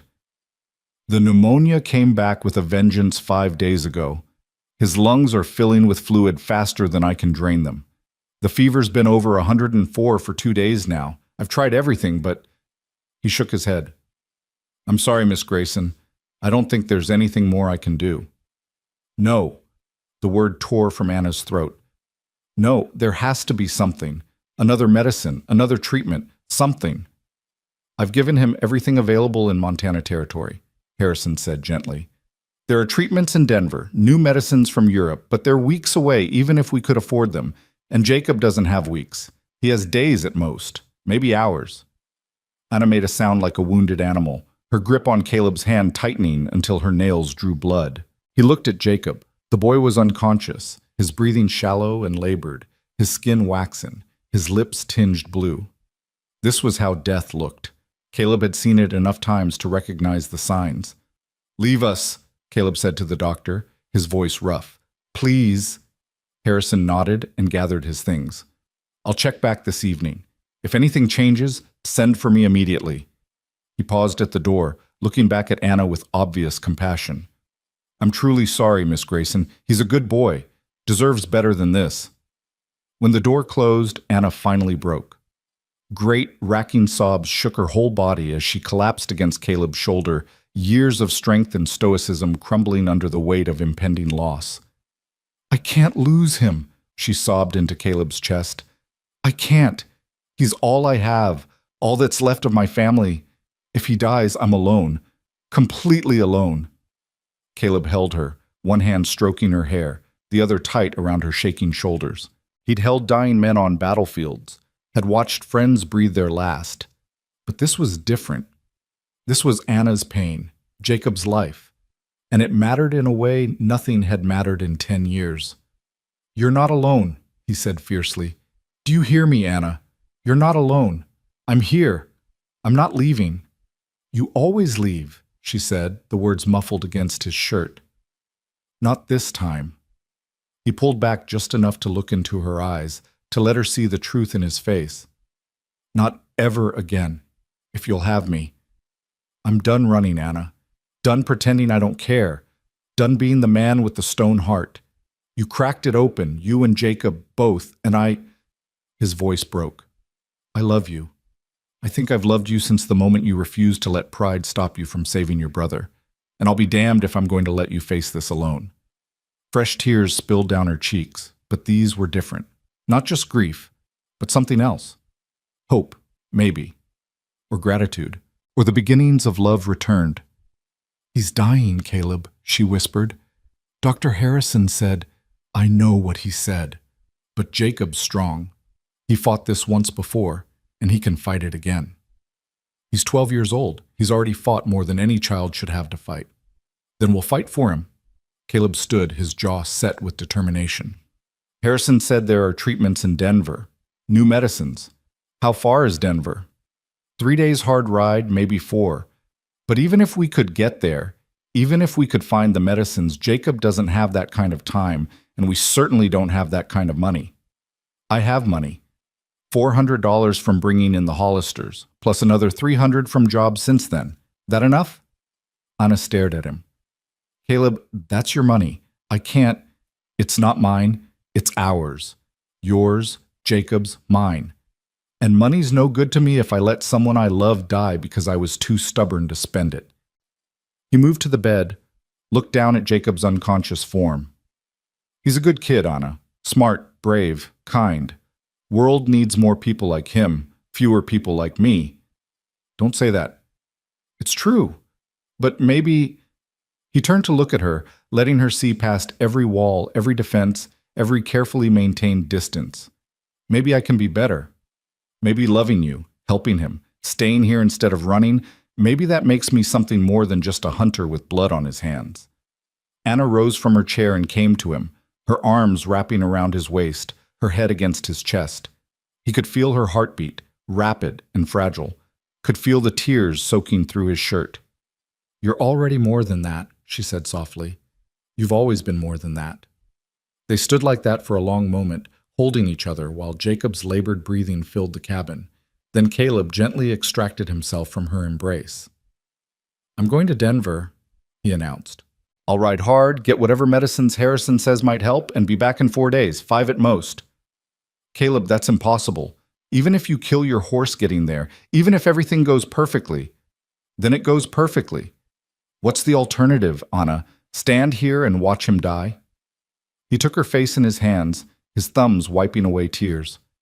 "I won't do that. I can't. I have to try, even if it's impossible, even if I'm too late, because the alternative is something I'm not willing to accept." She searched his face, and whatever she saw there made her nod. "Then go. Go fast, go safe, and come back to us." "Both of us," he said firmly. "I'm coming back to both of you." He kissed her then, deep and desperate, pouring everything he couldn't say into that kiss. His fear, his love, his determination to save the boy who'd become like a brother to him. When he pulled away, Anna's eyes were bright with tears and something fiercer. "I love you too," she said, "in case I don't get to tell you later. I love you, Caleb Redden, Stoneheart and all." He wanted to stay, wanted to hold her until the fear passed, wanted to be there when Jacob woke up, if he woke up. But every second mattered now, every minute counted, and Denver was 3 days away at a killing pace. He grabbed a scrap of paper from Anna's teaching supplies and scribbled a quick note to Dr. Harrison, asking for the specific names of medicines that might help, any special instructions, anything that might make the difference between life and death. Then he was out the door, shouting for someone to find the doctor while he prepared Rust for the hardest ride the gelding had ever made. Sheriff Bridger appeared, drawn by the commotion. "You're going to Denver?" "I am. That's a hell of a ride, Redden. You'll kill your horse, maybe kill yourself." "Then I'll die trying." Caleb cinched the saddle tight, checked his saddlebags. "Send my regards to the devil when you see him. You're going to need a fresh horse." Bridger disappeared and returned minutes later with a strong-looking roan mare. "Take Dancer. She's faster than your gelding, got more stamina. You can swap between them, keep moving when one tires." Caleb looked at the sheriff, seeing past the badge to the man beneath, a man who cared about this town, about Anna and Jacob, about doing what was right even when it was hard. "Thank you," Caleb said, and meant it for more than just the horse. "Bring those medicines back, son. Bring that boy home." Dr. Harrison arrived with a list of medicines: carbolic acid, digitalis, atropine, morphine for pain. Complex names that meant nothing to Caleb, but everything to Jacob's survival. Harrison also wrote a letter of introduction to a doctor he knew in Denver, someone who'd help navigate the city's medical suppliers. "This is a long shot, Redden," Harrison warned. "Even if you make it there and back in time, these medicines might not work. The boy's very sick." "He was very sick before, and he survived." "That was different. This relapse, the severity of it. I don't care about statistics, Doc. I care about giving him a chance." Caleb folded the letter carefully, tucked it in his shirt pocket next to his heart. "Keep him alive until I get back. That's all I'm asking. I'll do everything I can." Caleb mounted Rust, the roan mare tied to his saddle, and looked back at Anna's cabin one last time. She stood in the doorway, her hand raised in farewell or blessing or prayer. He touched his hat brim to her, then turned both horses toward Denver and kicked them into motion. The ride that followed would later be spoken of in Redemption Creek like legend. 3 days and nights of relentless travel, stopping only to switch horses, grab food, catch an hour's sleep when absolutely necessary. Caleb pushed himself and the animals to their absolute limits, covering ground that should have taken 5 days in just over 3. He reached Denver on the evening of the 3rd day, his body screaming with exhaustion, his hands blistered from the reins, his vision blurring with fatigue. But he found the doctor Harrison had mentioned, presented his letter, and secured the medicines within hours. The return trip was even harder. Caleb had been awake for close to 60 hours, sustained by nothing but coffee, determination, and the image of Anna's face when he'd promised to come back. He dozed in the saddle, trusting Rust and Dancer to follow the trail, jerking awake at every sound or stumble. On the 2nd day of the return journey, his body finally rebelled. He fell from the saddle during one of his microsleeps, hit the ground hard enough to knock the wind from his lungs. He lay there in the dirt, every muscle screaming, his vision graying at the edges, and thought maybe this was where it ended, face down in Montana dust, the medicines just inches from his hand but impossible to deliver. Then he thought of Jacob fighting for every breath, of Anna keeping vigil with no one to share her fear, of the promise he'd made to come back to both of them. He pushed himself up, remounted despite the pain, and kept riding. Redemption Creek appeared on the horizon just after dawn on the 4th day. Caleb rode straight through town to Anna's cabin, his clothes filthy, his face haggard, the precious medicines clutched in one hand. The cabin was silent when he dismounted, too silent. Fear gripped his chest as he approached the door, afraid of what silence might mean, afraid he'd ridden 4 days for nothing, afraid Anna was inside keeping vigil over her brother's body. He knocked, his hand trembling with exhaustion and terror. The door opened. Anna stood there, her face gaunt with sleeplessness, her eyes red from crying. Behind her, Caleb could see Jacob in the bed, still and pale. "Am I too late?" The words came out broken, desperate. Anna's expression crumbled, and for one horrible moment, Caleb thought the answer was yes. Then she was in his arms, sobbing against his chest, her whole body shaking. "He's alive!" she gasped out. "Barely, but alive. Dr. Harrison said he might have hours, maybe a day. Oh God, Caleb, you made it. You actually made it." Relief so intense it felt like pain washed through him. He held Anna for just a moment, letting her tears soak his shirt, then gently set her aside and moved to the bed. Jacob looked worse than before, if that was possible. His breathing was a terrible rattling sound, his fever so high that heat radiated from his skin. But he was breathing, still fighting. "Good kid," Caleb said softly, touching Jacob's forehead. "Keep fighting just a little longer. We brought medicine." Dr. Harrison arrived within minutes of being summoned, took one look at Caleb's haggard face and the medicines he'd brought, and shook his head in amazement. "You actually did it. 4 days to Denver and back." He took the medicines, examined them carefully, then immediately began preparing them. "This is good work, Redden. You might have just saved this boy's life." The next hours were agony. Harrison administered the medicines, used the carbolic acid to help clear Jacob's lungs, gave him digitalis for his heart, used morphine to ease his pain. All they could do was wait and hope and pray that 4 days of desperate riding hadn't been for nothing. Caleb refused to leave. He sat beside Anna's chair, his hand in hers, watching Jacob's face for any sign of change. Anna leaned against him, drawing strength from his presence, occasionally dozing against his shoulder when exhaustion overwhelmed her fear. Night fell. The lamp burned low. Outside, the town settled into silence. Inside the cabin, 3 people kept vigil over a boy's life. A doctor who'd done everything he knew how to do, a sister who'd never stopped believing, and a bounty hunter who'd ridden through hell because love had finally proven stronger than the stone around his heart.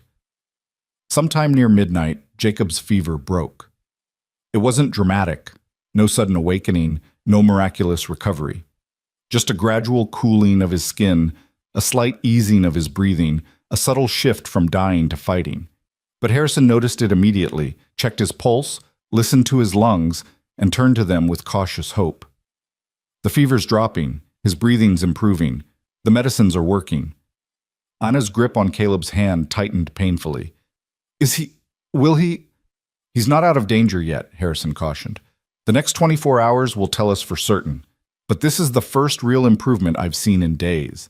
Whatever you did, Redden, however you managed that impossible ride, it might have made the difference." Caleb didn't trust himself to speak. He just nodded and held Anna's hand while tears of relief streamed down both their faces. Dawn came slowly, painting the cabin in shades of gold. Jacob's breathing continued to improve through the morning, his fever dropping further, his color gradually returning. By noon, his eyes flickered open for the first time in days. "Anna?" His voice was barely a whisper, weak and confused. Anna was at his side instantly, her hand on his face, tears flowing freely. "I'm here, sweetheart. I'm here. Thirsty." She helped him drink just small sips of water, and Caleb watched the tenderness between them with something aching in his chest. This was what family looked like. This was what love could accomplish when it refused to give up, refused to accept loss, refused to let go even when all hope seemed gone. Jacob's eyes found Caleb standing at the foot of the bed. "Mr. Redden, you came back." "I did." "Anna said you went to Denver. For medicine." The boy's voice was getting stronger, though still frighteningly weak. "That's really far." "Not that far." "Liar," Jacob said, but he was smiling. "Thank you for not letting me die." The simple gratitude hit Caleb harder than any bullet ever had. He moved closer, sat on the edge of the bed, and ruffled Jacob's hair with a gentleness that surprised them both. "You did the real work, kid. All I did was ride fast. You're the one who kept fighting, who refused to give up." He glanced at Anna, saw the love in her eyes, and felt his stone heart crack completely open. "You're the one who gave me a reason to ride at all." Over the next 3 days, Jacob continued to improve. The medicines Caleb had brought from Denver did their work. Harrison's care proved invaluable, and Jacob's own stubborn will to live carried him through the worst. By the end of the week, he was sitting up, eating solid food, and complaining about being stuck in bed, sure signs that recovery was truly underway. Caleb stayed through all of it. He helped Anna care for Jacob, sat with the boy when Anna needed rest, told stories of his travels that carefully edited out the violence but kept the adventure. He fixed things around the cabin that needed fixing, brought in firewood, made himself useful in 100 small ways that said more clearly than words that he wasn't leaving again. One evening, after Jacob had fallen asleep and the cabin was quiet, Anna and Caleb sat at the table with coffee between them. She looked better now. The fear had left her eyes, the exhaustion had faded from her face, and something like peace had settled over her. "You saved him," she said quietly. "You rode to Denver and back in 4 days, nearly killed yourself doing it, spent all your money on medicines, and you saved my brother's life." "We saved him. You kept him alive long enough for the medicine to work. Harrison knew what to do. Jacob fought harder than most grown men could have. You just loved us enough to do the impossible." She reached across the table and took his hand. "That's not nothing, Caleb. That's everything." He looked at their joined hands, marveling at how right it felt, how natural, how completely his life had changed in just a few short weeks. From a man who'd sworn never to care about anyone again to a man who'd ride through hell for a woman and her brother. From stone heart to something softer, warmer, infinitely more fragile, but also infinitely more alive. "I meant what I said before I left," he told her. "I'm done running, done being alone, done pretending I'm something I'm not." He met her eyes. "I want to stay, Anna. Here, with you, with Jacob. Build something real, something that matters. If you'll have me." "If I'll have you?" She laughed, though tears shone in her eyes.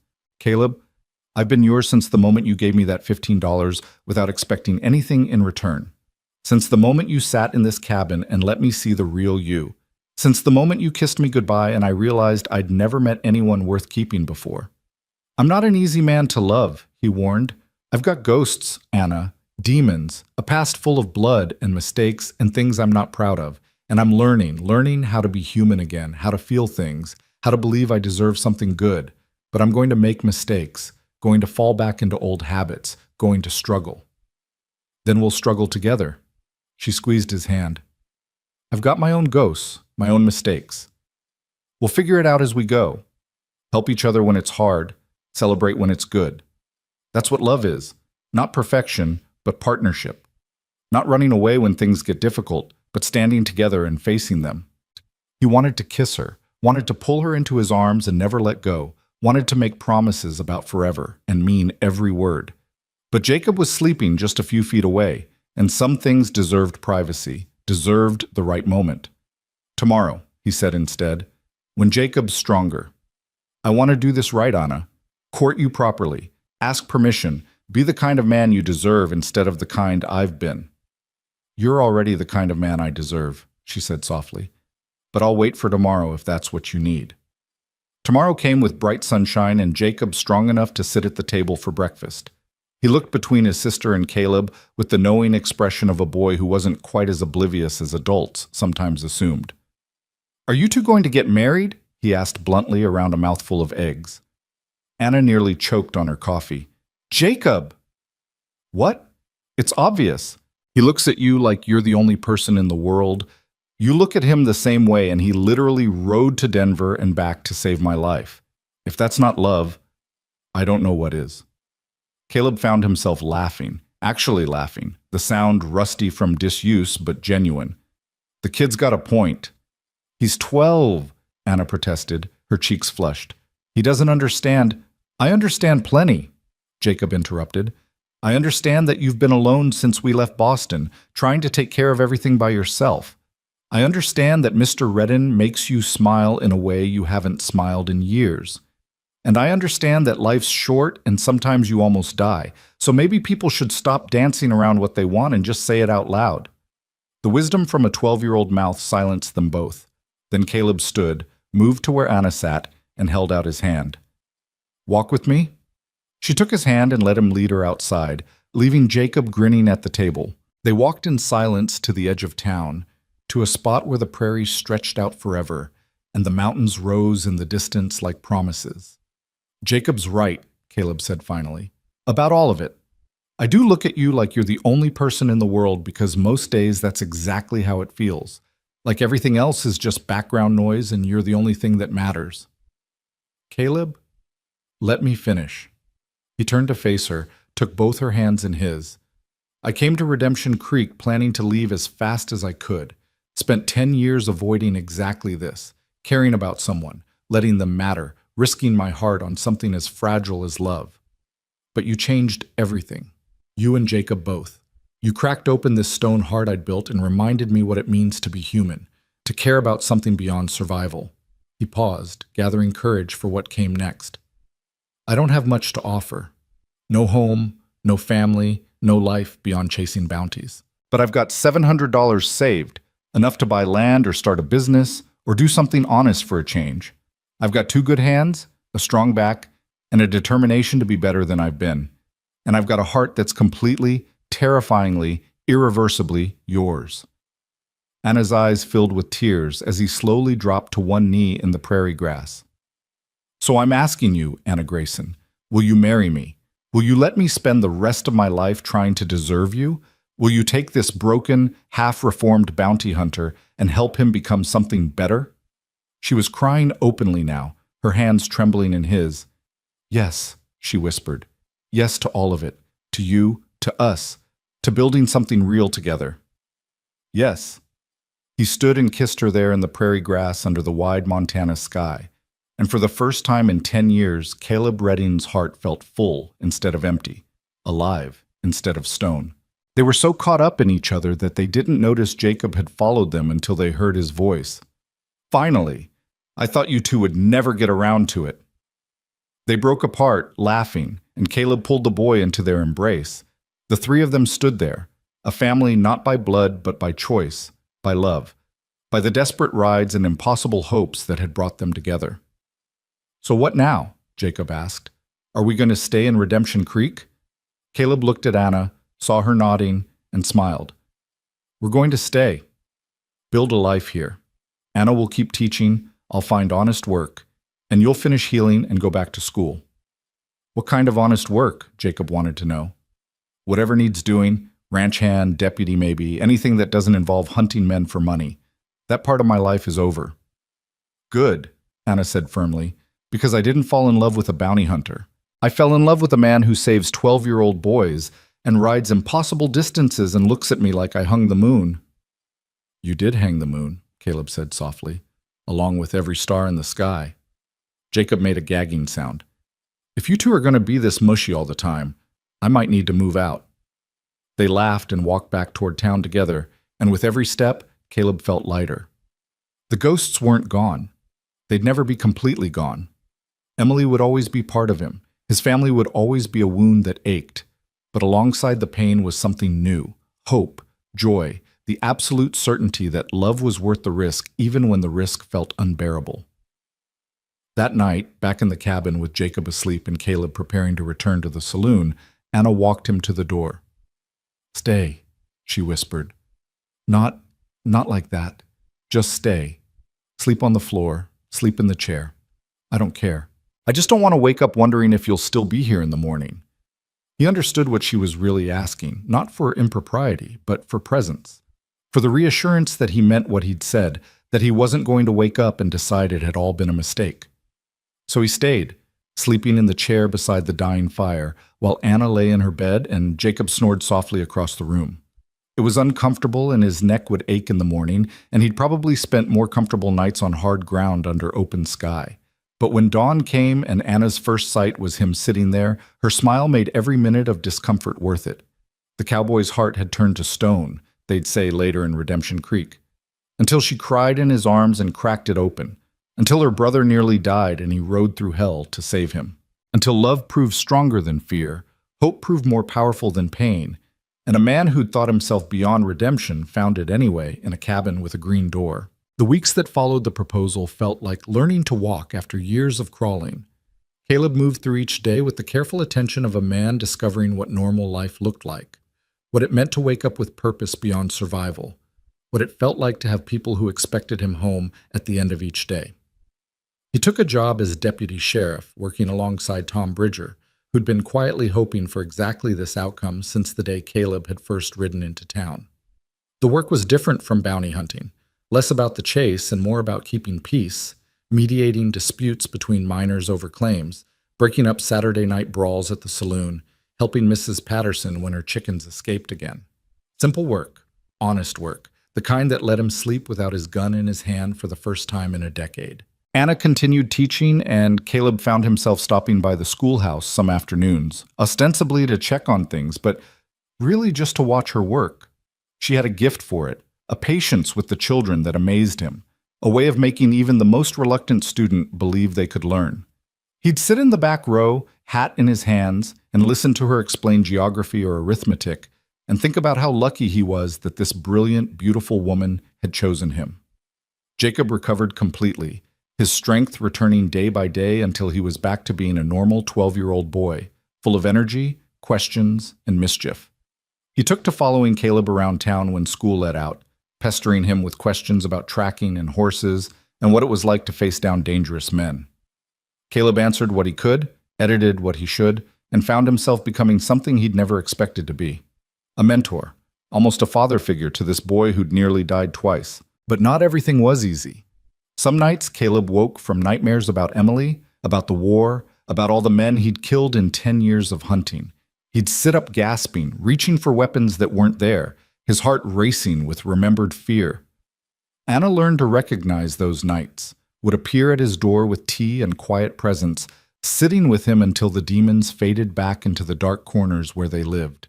And some days, the weight of staying in one place felt suffocating. The urge to ride out, to disappear into the territory where no one knew him and expectations didn't exist, would hit so hard that Caleb had to physically stop himself from saddling Rust. Those were the days when Anna would take his hand and say nothing, just hold on until the urge passed, until he remembered why staying was worth the discomfort of being known. 3 weeks after the proposal, Caleb rode out to a piece of land 5 miles from town, 20 acres with a creek running through it, good grass for horses, a stand of pine trees that would provide timber for building. The old prospector who owned it was heading to California and willing to sell cheap. Caleb looked at that land and saw not just earth and trees, but possibility. A home. A future. A place where he and Anna and Jacob could build something permanent.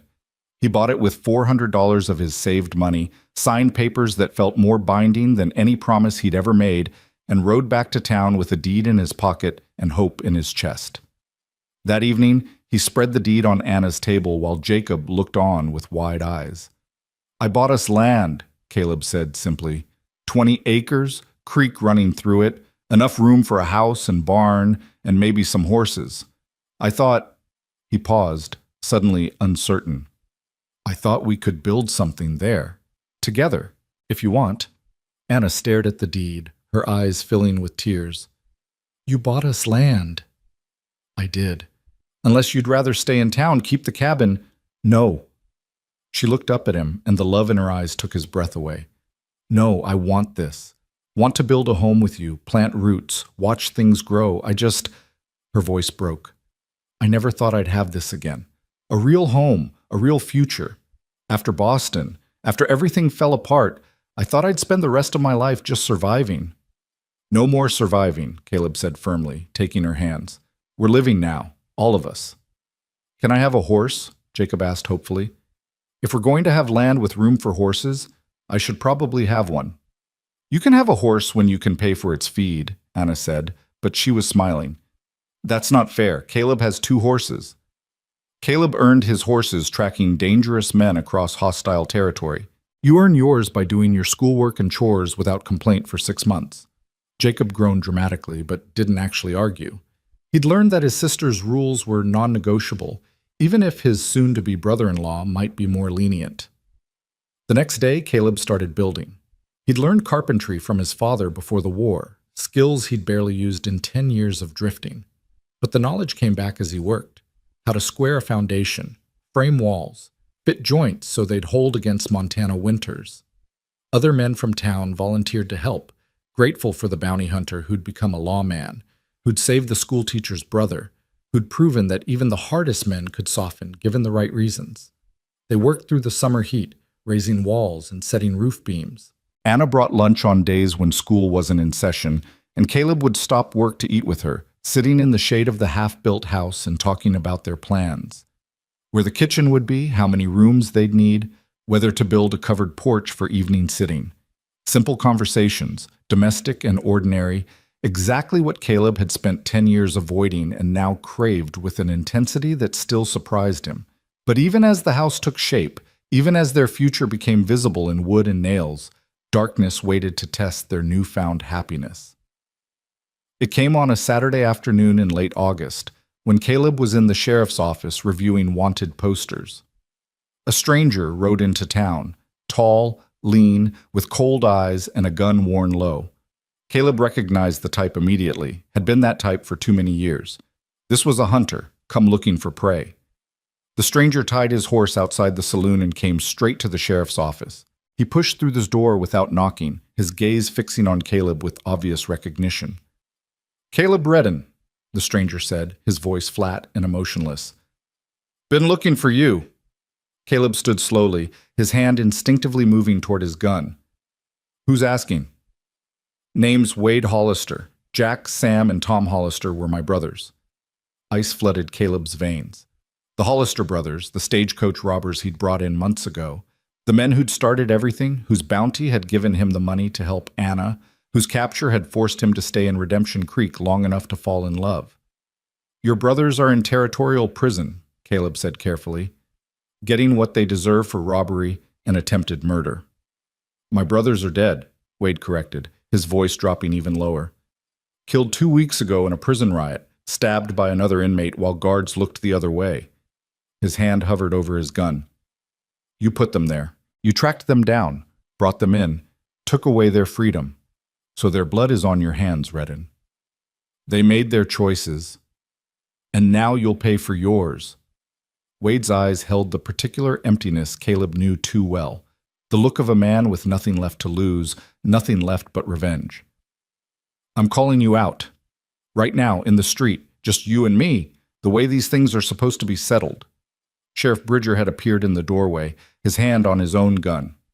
"This is my town, Hollister. We don't settle disputes with gunfights in the street. You have a grievance. You take it to court. Court didn't save my brothers. Court put them in that prison where they died like dogs." Wade's gaze never left Caleb. "I'm not leaving until one of us is dead, Redden. You can face me like a man, or I can start shooting up this town until you do. Either way, we're settling this today." Caleb felt the familiar coldness settling over him, the hunter's instinct that had kept him alive for 10 years. Part of him, the part that had never fully transformed, that still remembered every draw and every kill, assessed the situation with brutal clarity. Wade Hollister was fast, probably very fast, but Caleb was faster. He could win this fight, eliminate the threat, protect the town. But another part of him, the part Anna had awakened, the part that had learned to value life over death, recoiled from the thought. He'd promised himself he was done with killing, done with violence, done being the man with blood on his hands. He'd sworn to build something better, to be someone Anna and Jacob could be proud of. "Stand down, Hollister," Bridger said, moving between them. "I won't have murder in my streets."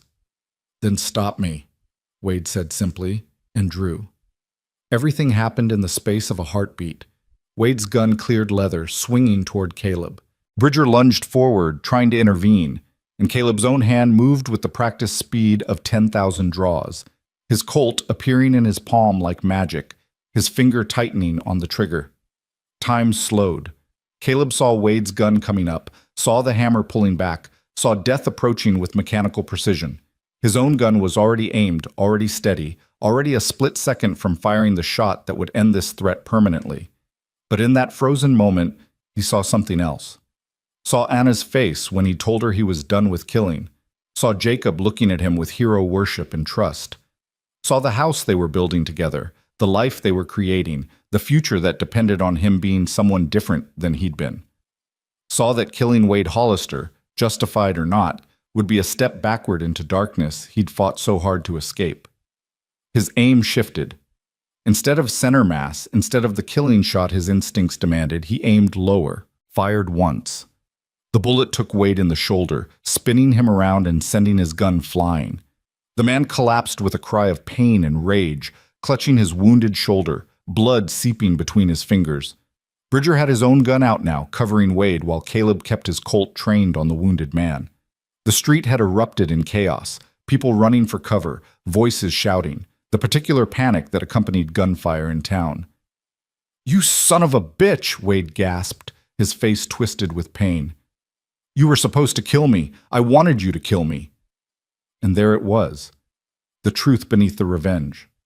Wade Hollister hadn't come for justice.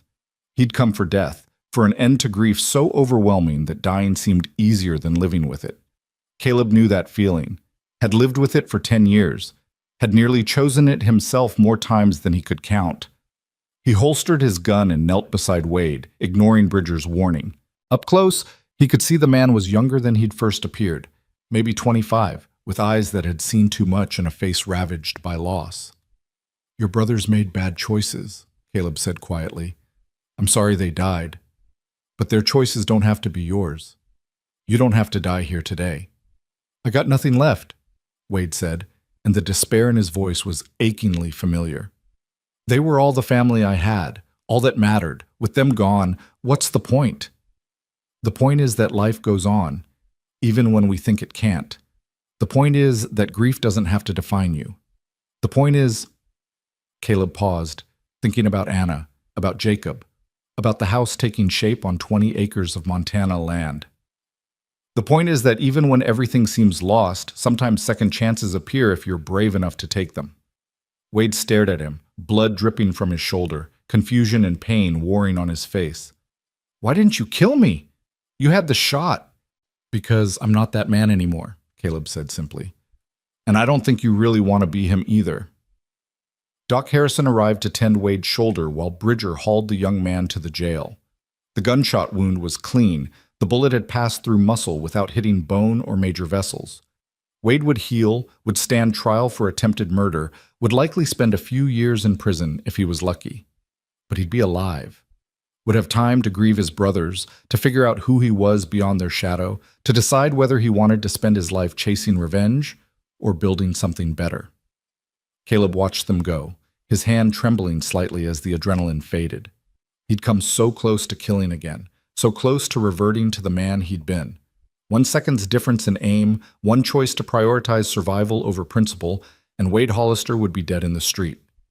"That was good shooting," Bridger said, returning from the jail. "Most men would have aimed for center mass, asked questions later. You chose different." "Yeah. Why?" Caleb looked toward the schoolhouse, where Anna was probably keeping the children calm after the gunfire, explaining that everything was fine, that sometimes bad things happen, but the law was there to protect them. "Because someone taught me that being a good man means choosing the hard path, not the easy one. Means being better than your worst instincts, even when your worst instincts might keep you safer." Bridger nodded slowly. "She's good for you, Redden. Both of them are. You're becoming someone worth knowing. Trying to be."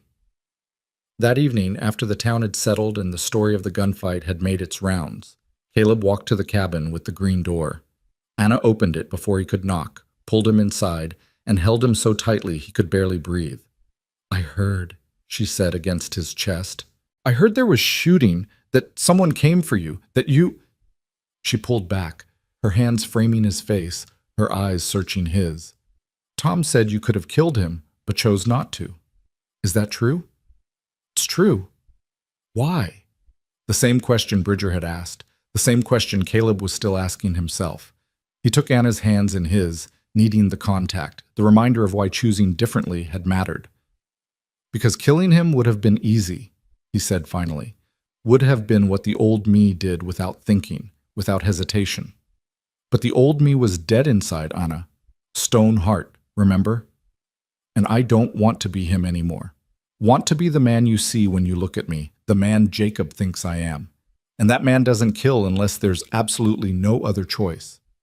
Tears spilled down her cheeks. You could have died. If your aim had been off, if he'd been faster. I wasn't off, and he wasn't faster. Caleb pulled her close again, breathing in the lavender scent of her hair. I'm here. I'm alive. And I'm still the man who wants to marry you, build a house with you, spend the rest of my life being worthy of you. You're already worthy, she whispered fiercely. You've always been worthy. Jacob appeared from behind the table where he had apparently been listening. That was really brave what you did, not killing him even though you could have. It was necessary, Caleb corrected. Not sure about brave. It was both. Jacob came closer, looking up at Caleb with an expression too serious for a 12-year-old. My father used to say that any man can pull a trigger, but it takes a real man to know when not to. I think he'd have liked you, Mr. Redden. The words hit Caleb hard, reminding him of another father, another time, another life when such praise would have meant something. I think I'd have liked him too, kid. They sat together that evening, the three of them, talking about the day's events, about Wade Hollister and the burden of grief, about choices and consequences, and the difficulty of being better than your worst self. It was the kind of conversation Caleb had never had before. Honest, vulnerable, built on foundation of trust and love, rather than the careful distance he'd maintained for so long. Later, after Jacob had gone to bed, Anna walked Caleb to the door.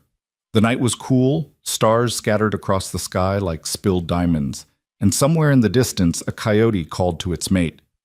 The house is almost finished, Caleb said, leaning against the doorframe. Another 2 weeks, maybe 3, and it'll be ready. We could get married then, move in together, make it official. We could get married tomorrow and I'd move into a tent if that's what we had, Anna replied, her hand finding his. The house is wonderful, Caleb, but it's not what I'm marrying. I'm marrying you. The man who rode to Denver to save my brother, who chose not to kill when killing would have been easier, who's learning how to feel again despite how much it scares him. It terrifies me, he admitted quietly. Every day. Caring this much about someone, about multiple someones, knowing that losing you would destroy me worse than anything that came before. Building this life that feels so fragile, so easily shattered. Life is fragile, Anna said, stepping closer until they were almost touching. Love is risky. Loss is always possible.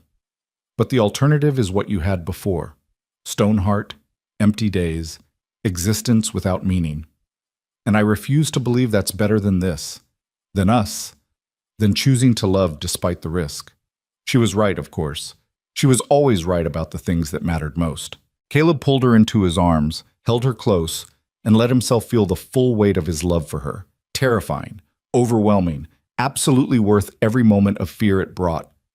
Marry me next week, he said suddenly. Don't wait for the house to be finished. Marry me as soon as we can arrange it, and we'll figure out the rest as we go. Anna pulled back just enough to look at him, surprise and joy lighting her face. Next week? Unless that's too soon. It's perfect. She laughed, the sound pure and bright. It's absolutely perfect. They were married 7 days later in the small church with the crooked steeple, the whole town turning out to witness the union of the reformed bounty hunter and the Boston schoolteacher. Anna wore a simple dress she'd altered herself, cream-colored with lace at the collar, her hair pinned up with wild flowers Jacob had picked that morning. Caleb wore new clothes bought for the occasion, dark trousers, white shirt, a vest that still felt too formal but made Anna smile when she saw him. Sheriff Bridger stood as Caleb's best man, and Doc Harrison gave Anna away since she had no father to perform the duty. Jacob sat in the front row, grinning so widely his face must have hurt, obviously pleased with himself for the role he'd played in bringing them together. The ceremony was simple, the words traditional, but when the preacher asked if Caleb would take Anna as his wife, his voice cracked with emotion as he said, "I will." And when Anna said the same, her blue eyes locked on his face, Caleb felt something shift fundamentally inside him. The last pieces of stone crumbling away, replaced by something warm and alive and infinitely more valuable. They kissed as husband and wife, and the church erupted in applause. People Caleb barely knew clapped him on the back, wished them well, talked about the party planned at the saloon. He accepted their congratulations with genuine warmth, surprised by how much it meant to be welcomed, to be accepted, to be part of a community instead of always passing through. The celebration lasted into the evening. Food, music, dancing that Caleb protested he didn't know how to do until Anna pulled him onto the floor and showed him it was easier than he'd thought. They swayed together while someone played a fiddle, her head against his chest, his arms around her, and Caleb thought about the long, dark years that had led to this moment. Every loss, every hunt, every lonely night had somehow been a path leading here. To this woman, this town, this chance at redemption he'd never expected to receive. The thought should have been comforting, should have made the past make sense. But late that night, lying in a room at the boarding house Mrs. Henderson had prepared for them, Anna asleep in his arms and moonlight streaming through the window, Caleb found himself thinking not about the past, but about the terrifying fragility of the present. He had everything now. A wife he loved beyond measure, a boy who'd become like a son, a home being built, a future stretching out with possibility, which meant he had everything to lose. Every moment of happiness was shadowed by the knowledge that loss was always one accident away, one illness away, one moment of bad luck away from shattering everything. Anna stirred in her sleep, her hand finding his chest, her breath warm against his neck. And Caleb made a decision in that quiet moment. He would love her anyway. Would love Jacob anyway. Would build their life and protect their future with everything he had, knowing full well it might not be enough. Knowing that loving them gave them the power to destroy him. Because the alternative was going back to being the man with the stone heart, and that man had been dead long before Anna Grayson cracked him open and taught him to live again. The next weeks passed in a blur of finishing the house, moving their meager possessions into rooms that smelled of fresh pine and new beginnings, arranging furniture and hanging curtains, and making a house into a home. Jacob chose the smaller bedroom, declaring he needed less space since he'd be outside most of the time anyway. Anna claimed the kitchen as her domain, though she insisted Caleb learn to cook at least a few basic meals so she wouldn't have to do all the work. They settled into married life with surprising ease, finding rhythms that worked for them.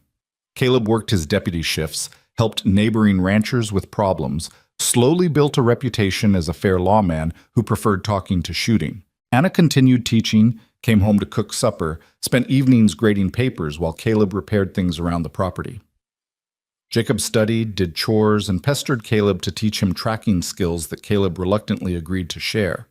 It was normal, domestic, exactly the kind of life Caleb had never imagined wanting, and now couldn't imagine living without. But autumn brought with it a test that would push their newfound happiness to its breaking point. Jacob had been healthy for months, strong and energetic and showing no signs of the illness that had nearly killed him. But one October morning he woke coughing, just a small cough. Nothing alarming, probably just a cold from the changing weather. Anna tried not to worry. Caleb tried to be reassuring, but both of them heard the echo of those terrible days in spring, remembered how quickly a simple cough had turned into pneumonia, how close they'd come to losing him. By the second day, the cough was worse. By the third, Jacob had a fever. By the fourth, Anna's calm facade had cracked completely, her fear rising like floodwater, threatening to drown them all. "It's just a cold," Dr. Harrison said after examining Jacob. "His lungs sound clear, the fever's mild, nothing like before." "You don't know that," Anna said, her voice sharp with barely controlled panic. "You said he'd be fine before, and he nearly died. Twice." Mrs. Redden," Harrison corrected himself, still adjusting to her new name. "I understand your fear, but Jacob is stronger now. His lungs have healed, and this illness shows none of the warning signs of pneumonia. I truly believe he'll be fine." But Anna couldn't believe it. The fear that had taken root during those terrible days had grown deep, and now every cough from Jacob's room sent her spiraling into remembered horror. She barely slept, checking on him every hour, her hand constantly reaching for his forehead to check his temperature. Caleb watched her deteriorating with helpless frustration. He tried to comfort her, tried to remind her that Harrison knew his business, tried to point out that Jacob was actually doing better each day despite her fears. But Anna couldn't hear it. The trauma of nearly losing her brother had carved something permanent into her psyche, left her unable to trust that good things could last, that the people she loved weren't always one breath away from being taken from her. On the fifth night, Caleb found her in Jacob's room at 2 in the morning, sitting beside his bed with tears streaming silently down her face while the boy slept peacefully. "Anna," he said softly from the doorway, "come to bed. You need rest." "What if he stops breathing?" she whispered. "What if I go to sleep and he stops breathing and I'm not here to help him?" "He's not going to stop breathing. Harrison said—" "Harrison doesn't know everything." Her voice rose, sharp with desperation. "He said Jacob would be fine before, and he wasn't fine. He almost died, Caleb. In my arms, he almost died, and I can't—" She broke down completely, sobs shaking her shoulders. "I can't go through that again. I can't watch him die. I'd rather die myself than watch him die." Caleb crossed the room and pulled her into his arms, feeling her pain like it was his own.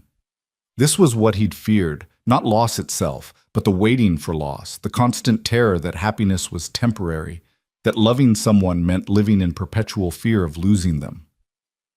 "Listen to me," he said firmly, his hands on her shoulders, forcing her to meet his eyes. "Jacob is not dying. He has a cold, nothing more. Yes, it's scary. Yes, it reminds us of what happened before, but we can't let fear destroy the good things we have now." "How do you do it?" Anna demanded, pulling away from him. "How do you care about us without being terrified every second? You've lost people before, lost them in terrible ways. How are you not paralyzed with fear that it'll happen again?" The question cut deep because she was right. He was terrified. Every single day, the fear lurked in the back of his mind, whispering that this was too good to last, that loving them this much meant their loss would annihilate him. "I am terrified," he admitted quietly, "every moment. But I made a choice, Anna. Made it the night you cracked my stone heart open and showed me what living actually meant. I chose to love you anyway, to love Jacob anyway, knowing full well it might destroy me. Because the alternative, going back to being empty, being dead inside, being safe but alone, that's not living. That's just surviving, and I'm done with survival." "But what if—" "There is no what if," he interrupted gently. "There's only now. Right now, Jacob is sleeping peacefully in that bed. Right now, his fever is gone and his lungs are clear. Right now, we have a home and a life and each other. That's all we get, Anna, just right now. And we can either spend it paralyzed with fear about what might happen, or we can trust that we're strong enough to face whatever comes." She stared at him, her face ravaged by sleeplessness and fear. And slowly, so slowly, he saw something shift in her expression. Acceptance, maybe. Or simply exhaustion too profound to fight anymore. "I don't know how to stop being afraid," she whispered. "Neither do I," he admitted. "But maybe we figure it out together. Maybe every morning we wake up and choose to trust instead of fear. Choose to live instead of just exist. Choose to believe that love is worth the risk, even when the risk feels unbearable." Anna collapsed against him, crying in great heaving sobs that seemed to come from somewhere deep and wounded. Caleb held her through it all, his own eyes burning with unshed tears, his heart aching for the pain she carried, for the trauma that had carved itself so deeply. They stood like that for long minutes while Jacob slept on, oblivious to the emotional storm raging beside his bed. Finally, Anna's sobs quieted to hiccups, then to silence. She pulled back, wiped her eyes, and looked at her brother with something closer to peace. "He's really okay," she said, not quite a question. "He's really okay. And if he's not, if something does happen, then we face it together," Caleb said firmly. "You don't carry that fear alone anymore, Anna. You have me. Whatever comes, whatever happens, we face it as a family. You, me, and that stubborn kid who refuses to die no matter how hard fate tries." She laughed, the sound watery but genuine. "He is stubborn, isn't he? Wonder where he gets it." Anna let Caleb lead her back to their bedroom, let him tuck her into bed, let exhaustion finally claim her. And when she woke late the next morning to find Jacob downstairs eating breakfast and complaining about missing school, the relief on her face was worth every sleepless hour. The cold passed within a week, leaving Jacob healthy and Anna slowly rebuilding the trust that trauma had shattered. It was a process, Not a single moment, learning to believe again that good things could last, that the people she loved weren't always on the verge of being taken from her. But she learned it day by day, with Caleb beside her reminding her to choose trust over fear, to choose life over mere survival.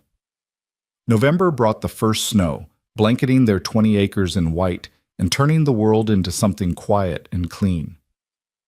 Caleb stood on their porch one morning, coffee in hand, watching the sun rise over snow-covered hills, and felt something he'd never expected to feel again. Peace. Not the absence of fear. The fear would always be there, whispering that this was too good to last. But peace, despite the fear. Contentment, even knowing how fragile happiness could be. Joy in the present moment rather than constant worry about the future. Anna joined him on the porch, wrapped in a shawl, her own coffee steaming in the cold air. She leaned against his side, fitting perfectly under his arm, and together they watched the day begin. "Do you miss it?" she asked quietly. "The hunting, the traveling, the freedom of not being tied down?" Caleb considered the question carefully. Did he miss the open road? Sometimes. Did he miss the simplicity of tracking men for money? Occasionally. Did he miss the stone heart that had made loneliness bearable? No, he said finally, and meant it completely. I don't miss any of it. He gestured to the house behind them, to the land around them, to her beside him. This is what I was missing all those years without knowing it. Purpose, connection, a reason to wake up beyond simple survival. You gave me that, Anna. You and Jacob both. Gave me back my life when I thought it was already over. She turned to look up at him, her blue eyes bright in the morning light. We gave each other life. You saved Jacob, yes, but you saved me too. Saved me from believing I was alone, that I had to carry everything by myself, that no one would ever see past my fear to the person underneath. He kissed her there on the porch, slow and deep, pouring everything he couldn't say into that kiss. When they pulled apart, she was smiling, and the sight of her happiness made every difficult choice, every moment of fear, every step away from his old life feel worth it. I love you, Caleb Redden, she said softly. Stone heart and all.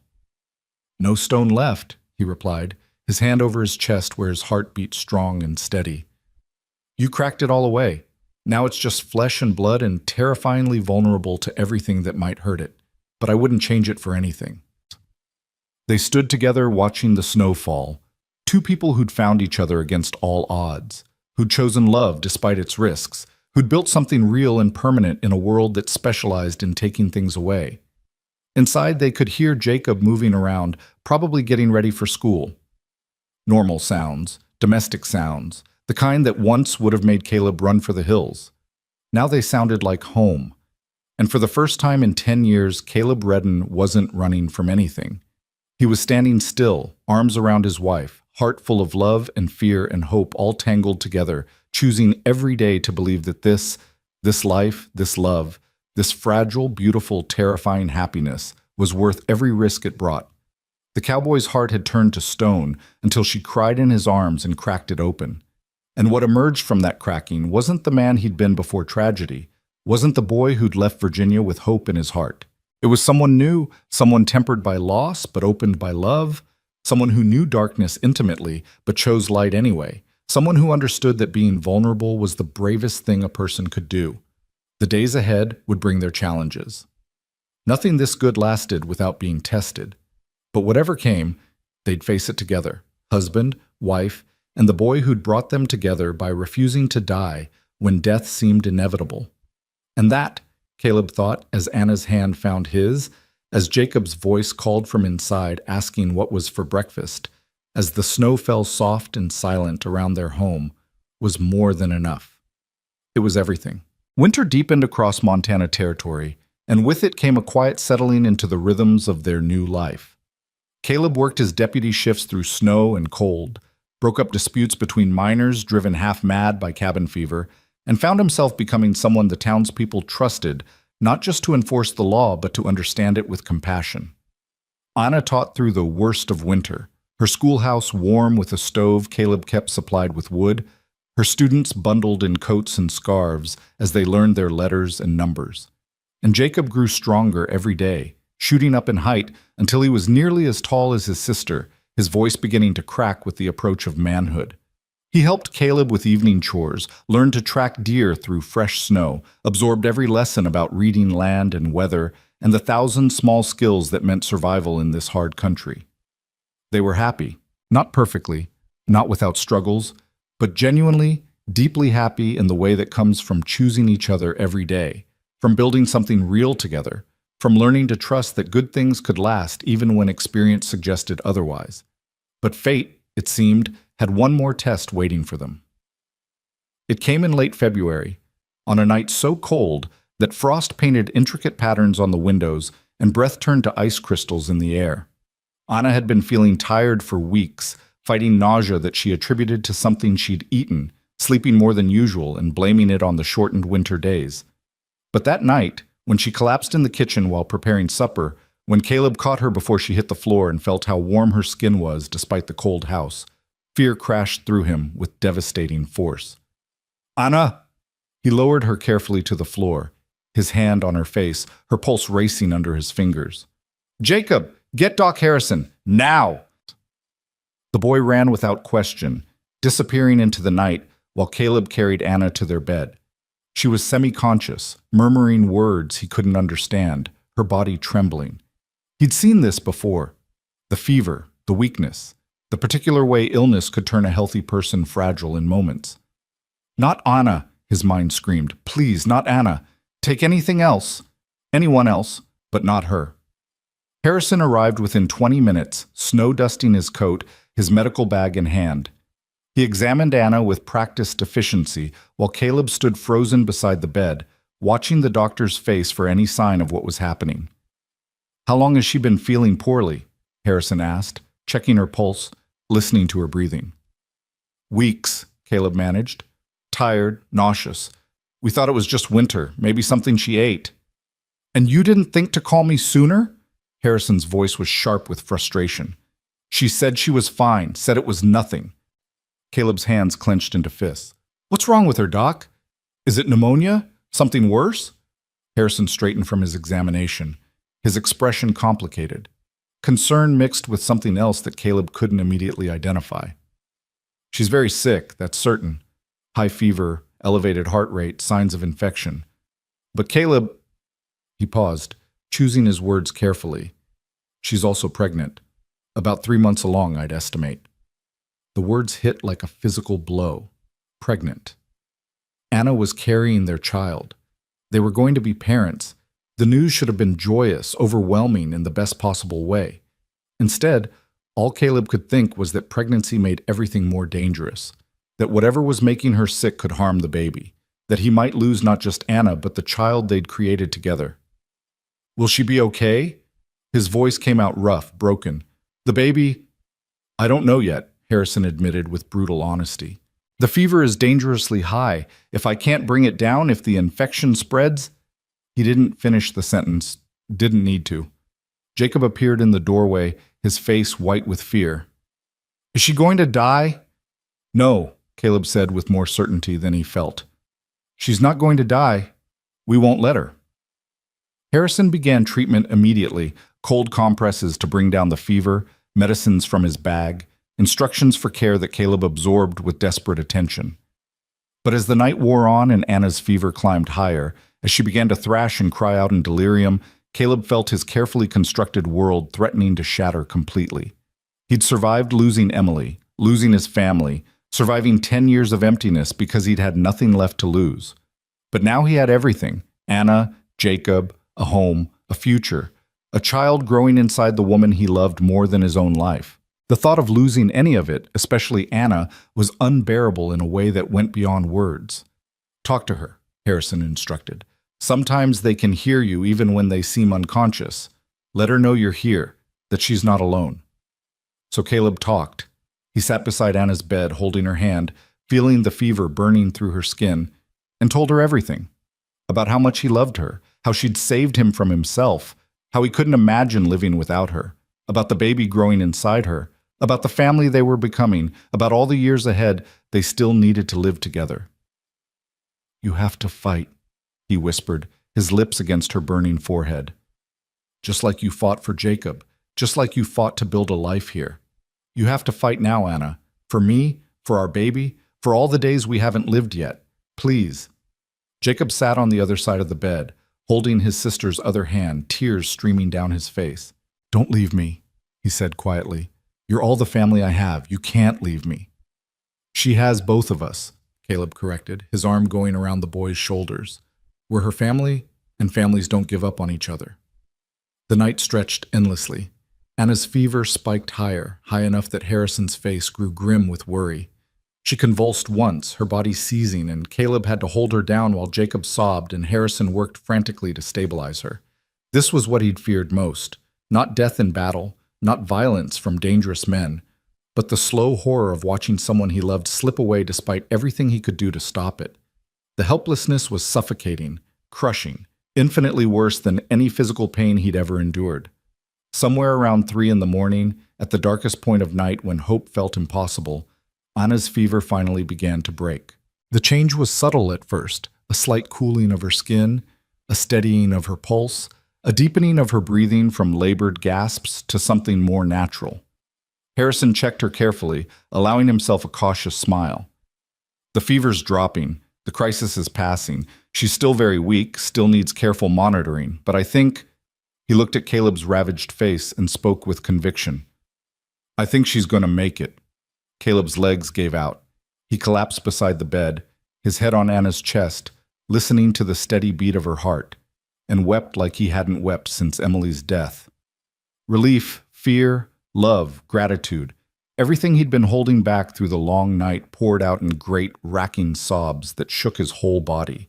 Jacob wrapped his arms around Caleb from behind, the boy crying too, and they stayed like that until the tears finally exhausted themselves. When Caleb could breathe again, could think again, he looked up at Harrison through blurred vision. The baby?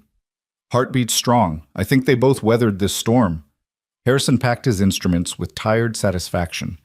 She'll need complete rest for at least 2 weeks, maybe longer. No work, no stress, just rest and recovery. Can you manage that? I'll carry her myself if she tries to do anything more strenuous than breathe, Caleb said fiercely. Good. I'll check on her tomorrow. Send for me immediately if anything changes. Harrison paused at the door. You did well tonight, Caleb. Both of you. Kept her fighting when she wanted to give up. That matters more than any medicine I could give. When the doctor left, Caleb climbed carefully into bed beside Anna, holding her close, feeling her chest rise and fall with each breath. Jacob curled up in a chair beside the bed, refusing to leave, and eventually sleep claimed all 3 of them as dawn painted the sky in shades of pink and gold. Anna woke late the next morning, confused and weak, but blessedly clear-eyed. Caleb was there immediately, his hand on her face, his voice breaking as he said her name. What happened? She asked, her voice barely a whisper. You were sick, very sick. You've been unconscious for almost 12 hours. He helped her drink water, his hands shaking. Do you remember anything? I remember starting supper, and then... She frowned. Nothing. Just darkness and voices, yours and Jacob's, telling me to fight. Her hand went to her stomach. Doc Harrison told me something. Something about... You're pregnant, Caleb said softly. 3 months.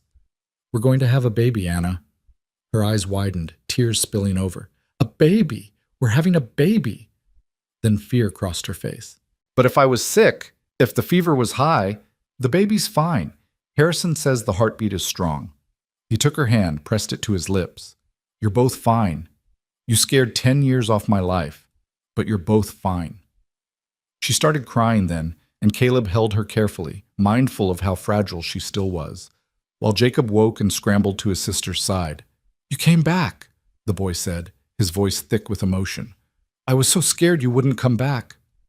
I'm not going anywhere, Anna promised, touching his face. You're stuck with me, little brother.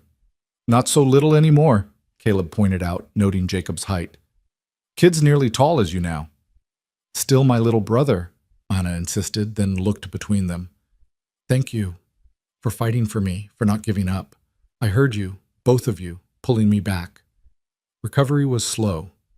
Anna chafed at being confined to bed, argued that she needed to get back to teaching, insisted she was fine despite obvious exhaustion. But Caleb was immovable, enforcing Harrison's orders with gentle firmness, carrying her when she tried to do too much, reminding her that resting wasn't weakness but necessary care for herself and their baby. The news of the pregnancy spread through Redemption Creek like wildfire. Women brought food, offered advice, shared their own stories of pregnancy and childbirth. Men congratulated Caleb with backslaps and jokes about sleepless nights ahead. The town embraced them completely, celebrating their growing family as if it belonged to everyone. Sheriff Bridger hired a temporary teacher to cover Anna's classes, waving away her protests about the expense. "Town takes care of its own," he said simply. "You took care of our children, now we take care of yours." As winter thawed into early spring, Anna's strength returned gradually. Her belly began to show, the subtle rounding that announced new life growing. And with her physical recovery came emotional reckoning with how close they'd come to losing everything. One evening in March, when the snow had mostly melted and the first green shoots were appearing, Anna and Caleb sat on their porch watching the sunset. She leaned against him, his hand resting on her growing belly, and spoke the thoughts she'd been carrying. "I was so angry at first," she said quietly. "When I woke up and realized what happened, realized I could have died and taken our baby with me. I was angry at my body for failing, angry at fate for testing us again, angry that we can't just be happy without something terrible threatening to take it all away." "I know the feeling," Caleb said, thinking of his own rage at the universe for its cruelty. "But then I realized something." She turned to look at him, her blue eyes clear in the fading light. "Every terrible thing that's happened to us, every loss, every fear, every moment we thought we couldn't survive, those things made us who we are, made us strong enough to appreciate what we have, made us brave enough to love despite the risk. Doesn't make the terrible things hurt less." "No," she agreed, "but maybe it makes them meaningful. My father's death and debts brought me to Montana. Jacob's first illness brought you into our lives. My sickness reminded us how precious each day is. All of it, the pain, the fear, the near losses. All of it was part of the path that led us here, to this moment, to this family we're building." Caleb thought about that, about the long road that had brought him from Virginia battlefields to a Montana porch, about Emily's death that had turned his heart to stone, and Anna's tears that had cracked it open again. About 10 years of hunting men to avoid feeling anything, and the boy whose illness had forced him to feel everything. "I used to think the universe was cruel," he said slowly, "random and meaningless and designed to hurt us. But maybe—" He paused, the thought forming as he spoke. "Maybe it's not cruel. Maybe it's just complicated. Maybe every terrible thing carries the seed of something better, if we're strong enough to keep living, keep hoping, keep choosing love, even when love feels impossible." "That's beautiful," Anna said softly. Who knew the bounty hunter with the stone heart was actually a philosopher? "I'm not—" He stopped at her smile, realized she was teasing. "You're making fun of me." "Only a little." She kissed him, slow and sweet. "I love you, Caleb Redden. Every complicated, philosophical, formerly stone-hearted part of you." Jacob appeared from inside, having finished his evening chores. "Are you two being mushy again? Because I'm eating supper inside if you are." "We're always mushy," Anna informed him. "Get used to it. Once the baby comes, we'll probably be even worse." "Great," Jacob said, but he was smiling. "At least the baby will be too young to be embarrassed." They ate supper together, the three of them, talking about plans for the approaching spring. Jacob wanted to plant a garden, grow vegetables they could sell in town. Anna wanted to expand the house, add a room for the baby, and maybe another for Jacob as he got older. Caleb talked about buying more land, raising horses, building something that would last beyond their lifetimes. Dreams and plans, the kind that only made sense when you believed in a future, when you'd learned to trust that good things could last even when experience suggested otherwise. Spring arrived in earnest, painting the prairie in wildflowers and green grass. Anna's belly grew round and unmistakable, and with it came the particular discomforts of late pregnancy, swollen ankles, backaches, the inability to find comfortable sleeping positions. But she glowed with health and happiness, radiating joy that infected everyone around her. Caleb found himself touching her belly constantly, amazed by the life growing inside. When the baby started kicking, he'd spend hours with his hand pressed against her stomach, feeling those tiny movements, marveling that something so small could already be so strong. "What should we name it?" Anna asked one evening, the baby particularly active under Caleb's palm. "Haven't thought about it." "Liar. I've seen you thinking about it. What names have you considered?" He was quiet for a moment, thinking about names that mattered, about the people who'd shaped their journey. "For a boy, Jacob, after your brother, and because it means someone who struggles with God and prevails. Feels appropriate for this family." Anna's eyes filled with tears. "And for a girl?" "Grace," he said softly. Because grace is what we've been given, undeserved mercy, unearned second chances, love we didn't think we deserved. Grace is what pulled me out of darkness, what saved us both, what gave us this life." "Grace," Anna repeated, testing the name. "I love it. Grace Redden. Or Jacob Redden, if it's a boy. Either way, they'll be loved," Anna said firmly. "Loved and protected and taught that even when life is hard, even when terrible things happen, choosing love and hope and family is always worth it." The actual Jacob, listening from across the room where he was supposedly doing homework, spoke up. "You know I'm going to be insufferable if you name the baby after me, right?" "You're already insufferable," Anna replied sweetly, "but we love you anyway." Summer brought its own challenges. Anna grew huge, uncomfortable in the heat, tired of being pregnant and eager to meet their child.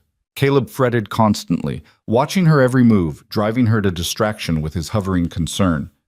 "I'm not made of glass," she snapped one particularly hot afternoon. "Women have been having babies since the beginning of time. I'll be fine." "I know you'll be fine," Caleb said, though his face suggested he believed no such thing. You just worry because that's what you do now. You've gone from the man who felt nothing to the man who feels everything, and you don't know how to find middle ground." She softened, taking his hand.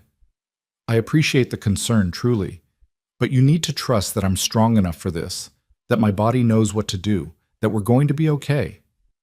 What if something goes wrong? Then we face it together, just like we've faced everything else." She pulled him close, resting his hand on her enormous belly. "But nothing is going to go wrong. I feel it in my bones. This baby is meant to be here, meant to be ours. We've been tested enough. This time, everything is going to be perfect." She was right, though the labor when it came in late August was anything but easy.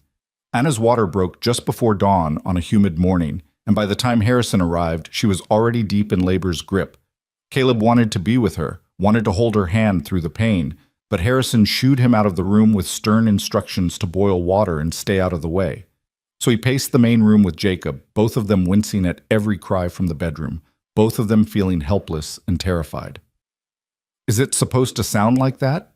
Jacob asked nervously after a particularly intense scream. "I have no idea," Caleb admitted. "But Harrison seems calm, so I'm trying to believe that's a good sign." Hours passed. The sun climbed higher, the day growing hot and sticky.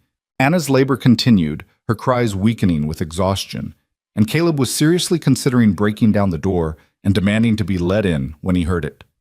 A baby's cry. Thin, outraged, absolutely perfect. Harrison appeared in the doorway, his face tired but smiling. "Congratulations, Redden. You have a son, strong, healthy, with an impressive set of lungs." Caleb couldn't move, couldn't speak, couldn't do anything but stand there as the reality crashed over him. A son. He had a son. He was a father. "Can I—" His voice cracked. "Can I see them?" "Give us a few minutes to get cleaned up. Then, yes." Those few minutes felt like hours. Caleb stood frozen in the main room, Jacob beside him with tears running down his face, both of them waiting to meet the newest member of their family. Finally, Harrison opened the door and gestured them inside. Anna lay in the bed, exhausted but radiant, her hair damp with sweat and her face glowing with joy. And in her arms, wrapped in a blanket Anna had sewn months ago, was the smallest person Caleb had ever seen. His son. He approached the bed on unsteady legs, his vision blurring with tears he didn't try to hide. Anna smiled up at him, shifted the bundle in her arms, and said, "Caleb, meet Jacob. Jacob, meet your father."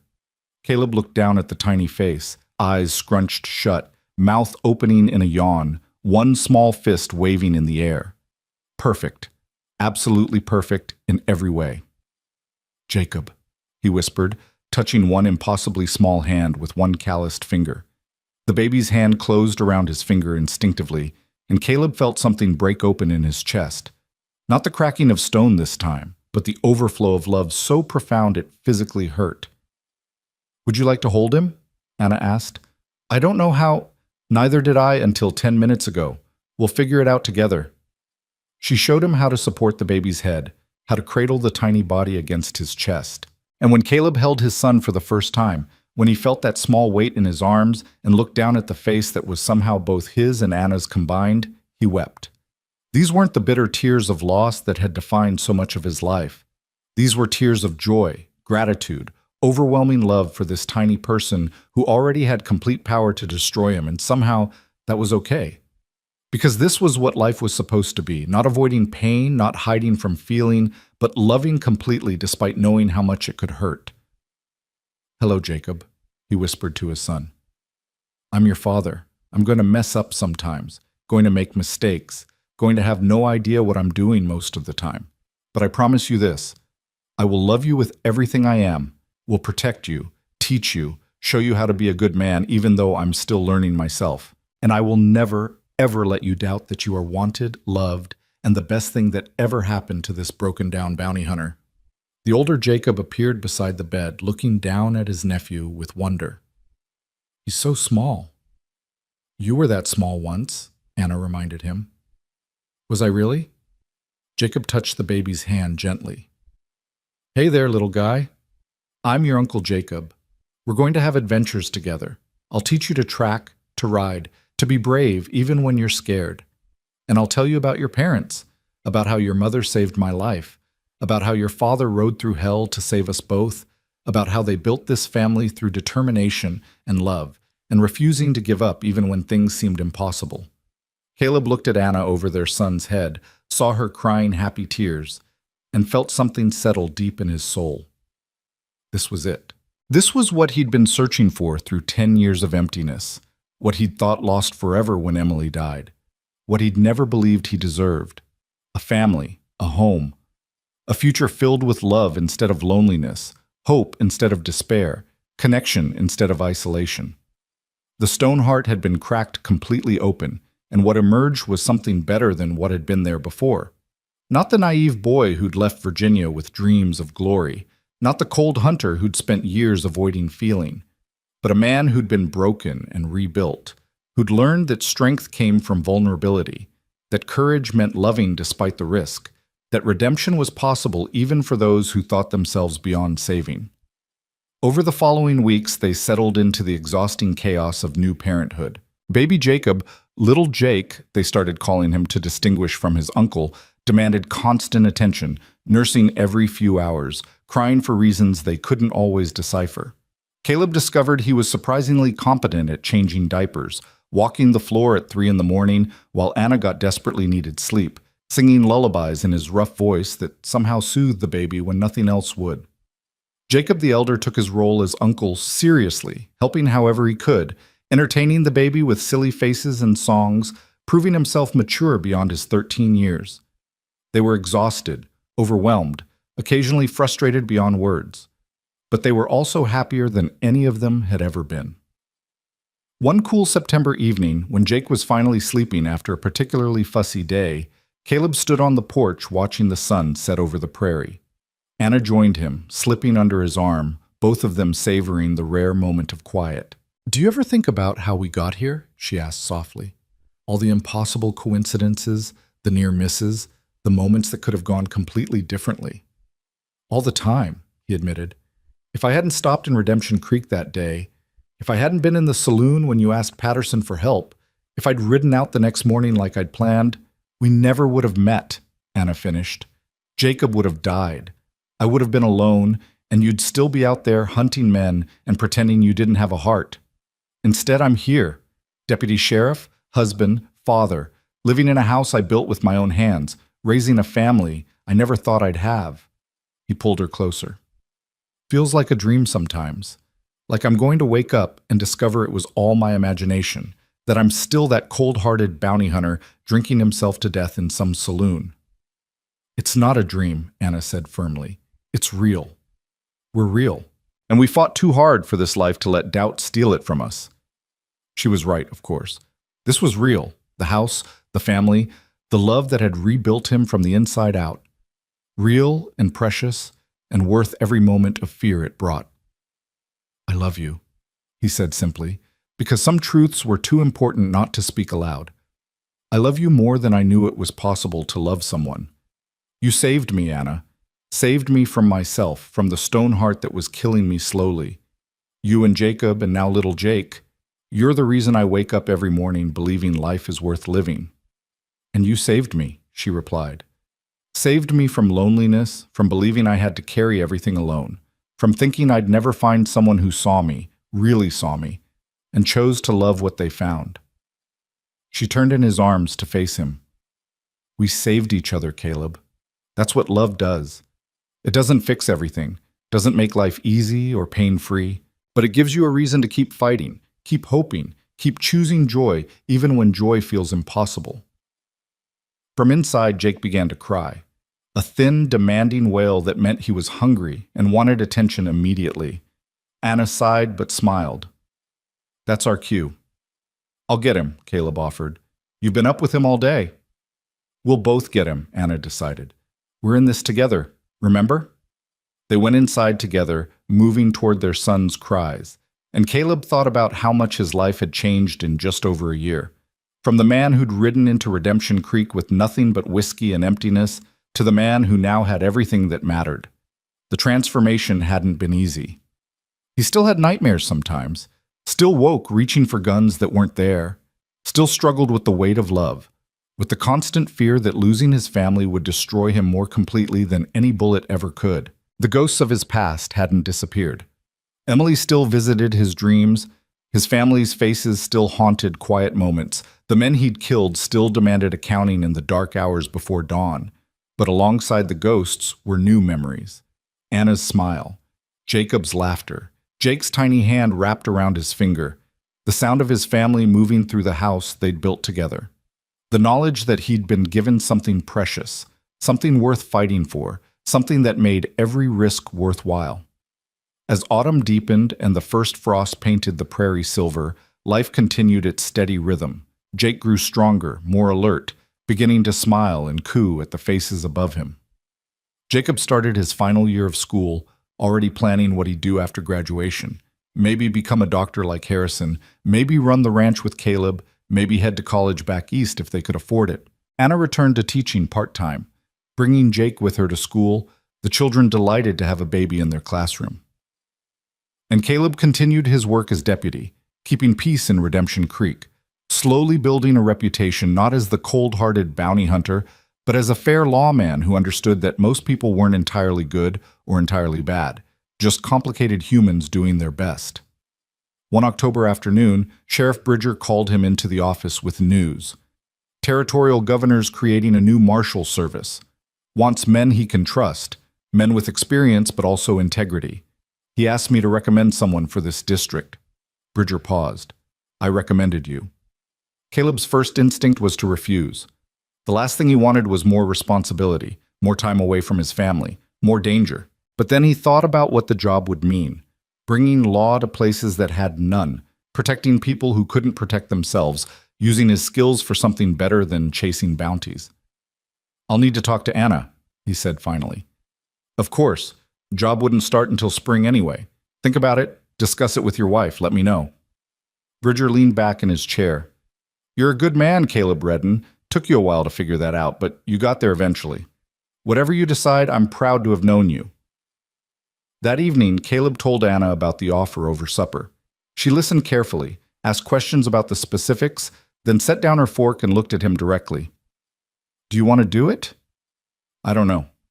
Part of me does, feels like a chance to make a real difference, to do good work that matters. But part of me just wants to stay here, work the ranch, be with you and the boys. Don't want to risk what we've built. Life is always a risk, Anna said quietly. We learned that the hard way. But hiding from risk isn't the same as living. She reached across the table to take his hand. I trust you to make the right choice, whatever that is, and I'll support you either way, whether you take the job or turn it down. That's what partners do. Caleb thought about it over the following weeks, weighing duty against desire, opportunity against fear. He talked to Jacob, who thought having a marshal for a father would be amazing. He talked to little Jake, who couldn't answer but gurgled contentedly in his arms regardless. He talked to the ghosts that still visited sometimes, asking what they'd want for him, whether Emily would understand this new life he'd built. And finally, he made his decision. On a cold November morning, Caleb Redden stood in Sheriff Bridger's office and accepted the position of territorial marshal. It would mean travel sometimes, danger occasionally, time away from home that he'd rather spend with his family. But it also meant protecting people, bringing justice to places that desperately needed it, using his skills for good instead of just for money. You won't regret this, Bridger said, shaking his hand. You're exactly the kind of man this territory needs. Hope you're right, Caleb replied. Because if being a marshal means I miss too much of my sons growing up, Anna will shoot me herself. He wore the marshal's badge with pride, but also with the full understanding of what it represented. Not just authority, but responsibility. Not just power, but service. And he promised himself that no matter how difficult the job became, no matter how much danger he faced, he would never let it turn his heart back to stone. The cowboy's heart had been cracked open by love, and it would stay open. Vulnerable, yes. Capable of being hurt in ways that terrified him, absolutely. But also capable of joy, connection, purpose, all the things that made life worth living. Winter came again, their second winter as a complete family. On New Year's Day, exactly 1 year after their wedding, Anna and Caleb stood in the church while their friends and neighbors celebrated. Jake slept peacefully in Anna's arms, and Jacob stood beside Caleb with obvious pride. Hard to believe it's only been a year, Anna said softly, looking around at all the faces that had become family. Feels like we've lived a lifetime. We have, Caleb replied. Several lifetimes, actually. All of them leading to this moment. Reverend Matthews raised his glass in a toast. To the Redden family, proof that redemption is always possible, that love conquers even the hardest hearts, and that choosing hope over despair makes all the difference. May your second year together be filled with as much joy as your first. Everyone drank, and Caleb held Anna close, their son between them, Jacob's hand on his shoulder. This was his family, his redemption, his proof that even broken men could be rebuilt, that stone hearts could crack open, that love was always, always worth the risk. As the celebration continued around them, as friends laughed and children played and life went on in its beautiful, complicated way, Caleb thought about the journey that had brought him here. Every loss, every mistake, every dark year of emptiness had somehow been necessary to prepare him for this moment, this family, this life. He'd been broken by war and grief, had spent 10 years running from feeling anything at all, had built walls so high and thick that nothing could penetrate them. But Anna had seen past the walls to the man beneath, had refused to let him hide behind stone and coldness and careful distance. She'd cried in his arms, and those tears had cracked something fundamental inside him, had forced him to feel again, to care again, to risk his heart on the chance that love might be real and lasting and worth every moment of terror it brought. And in saving her brother, in building their home, in becoming a husband and father, Caleb had found the thing he'd been searching for without knowing it. Not just redemption, though he'd found that too, but purpose, meaning. A reason to wake up every morning and choose to live instead of just survive. The story could have ended differently, could have ended with Jacob dying in that cabin, with Caleb riding away from Redemption Creek and never looking back, with Anna alone and grieving and lost. Could have ended with any of 100 tragedies that had seemed inevitable at various points, but instead it ended here, with love and family and hope. With a man who'd thought himself beyond saving, proving that no one is ever truly beyond redemption. With a woman who'd lost everything, finding more than she'd ever dreamed possible. With a boy who'd nearly died twice, growing strong and healthy and surrounded by people who loved him. And with a baby who would grow up knowing only love, only safety, only the certainty that he was wanted and cherished. As midnight approached and the town prepared to ring in the new year, Caleb Redden stood on the church steps with his wife in his arms and his sons beside him, looking out over Redemption Creek with gratitude so profound it felt like prayer. He was home. Finally, completely, irrevocably home. Not just in a place, but in a life, in a family, in a heart that no longer needed to be stoned because it was surrounded by love strong enough to protect it. The church bells began to ring, marking the turn of the year, and across Redemption Creek people cheered and embraced and welcomed the future with hope. Caleb kissed Anna as the bells rang, and over the noise he whispered the truth they'd both learned through trial and terror and tremendous joy. "Thank you," he said simply, "for everything. For seeing me when I was invisible, for loving me when I was unlovable, for teaching me that hearts don't have to be stoned to survive the world's cruelty. Thank you for giving me a life worth living." Anna smiled through happy tears. "Thank you for being brave enough to let me, for choosing to stay when running would have been easier, for becoming the man I always knew you could be." And there, under the Montana stars with snow falling soft and white around them, the reformed bounty hunter held his family close and understood what redemption truly meant. Not forgetting the past, not pretending the scars had disappeared, but choosing to build something new despite the pain. Choosing to love despite the risk. Choosing to believe that even stone hearts could crack open and bloom into something beautiful. The cowboy's heart had turned to stone until she cried in his arms and cracked it open. And what emerged from that cracking was not just a man, but a father, a husband, a protector, a human being fully alive to every joy and sorrow life offered. Caleb Redden had been given a second chance he never expected and absolutely didn't deserve, and he would spend the rest of his days proving himself worthy of the gift. Inside the church, the celebration continued. Outside, snow fell on Redemption Creek, blanketing the town in white. And in the arms of his family, surrounded by love, Caleb Redden finally understood what it meant to be home. Not just in a place, but in a life. Not just surviving, but truly, deeply, joyfully alive. And that was enough. More than enough. It was everything.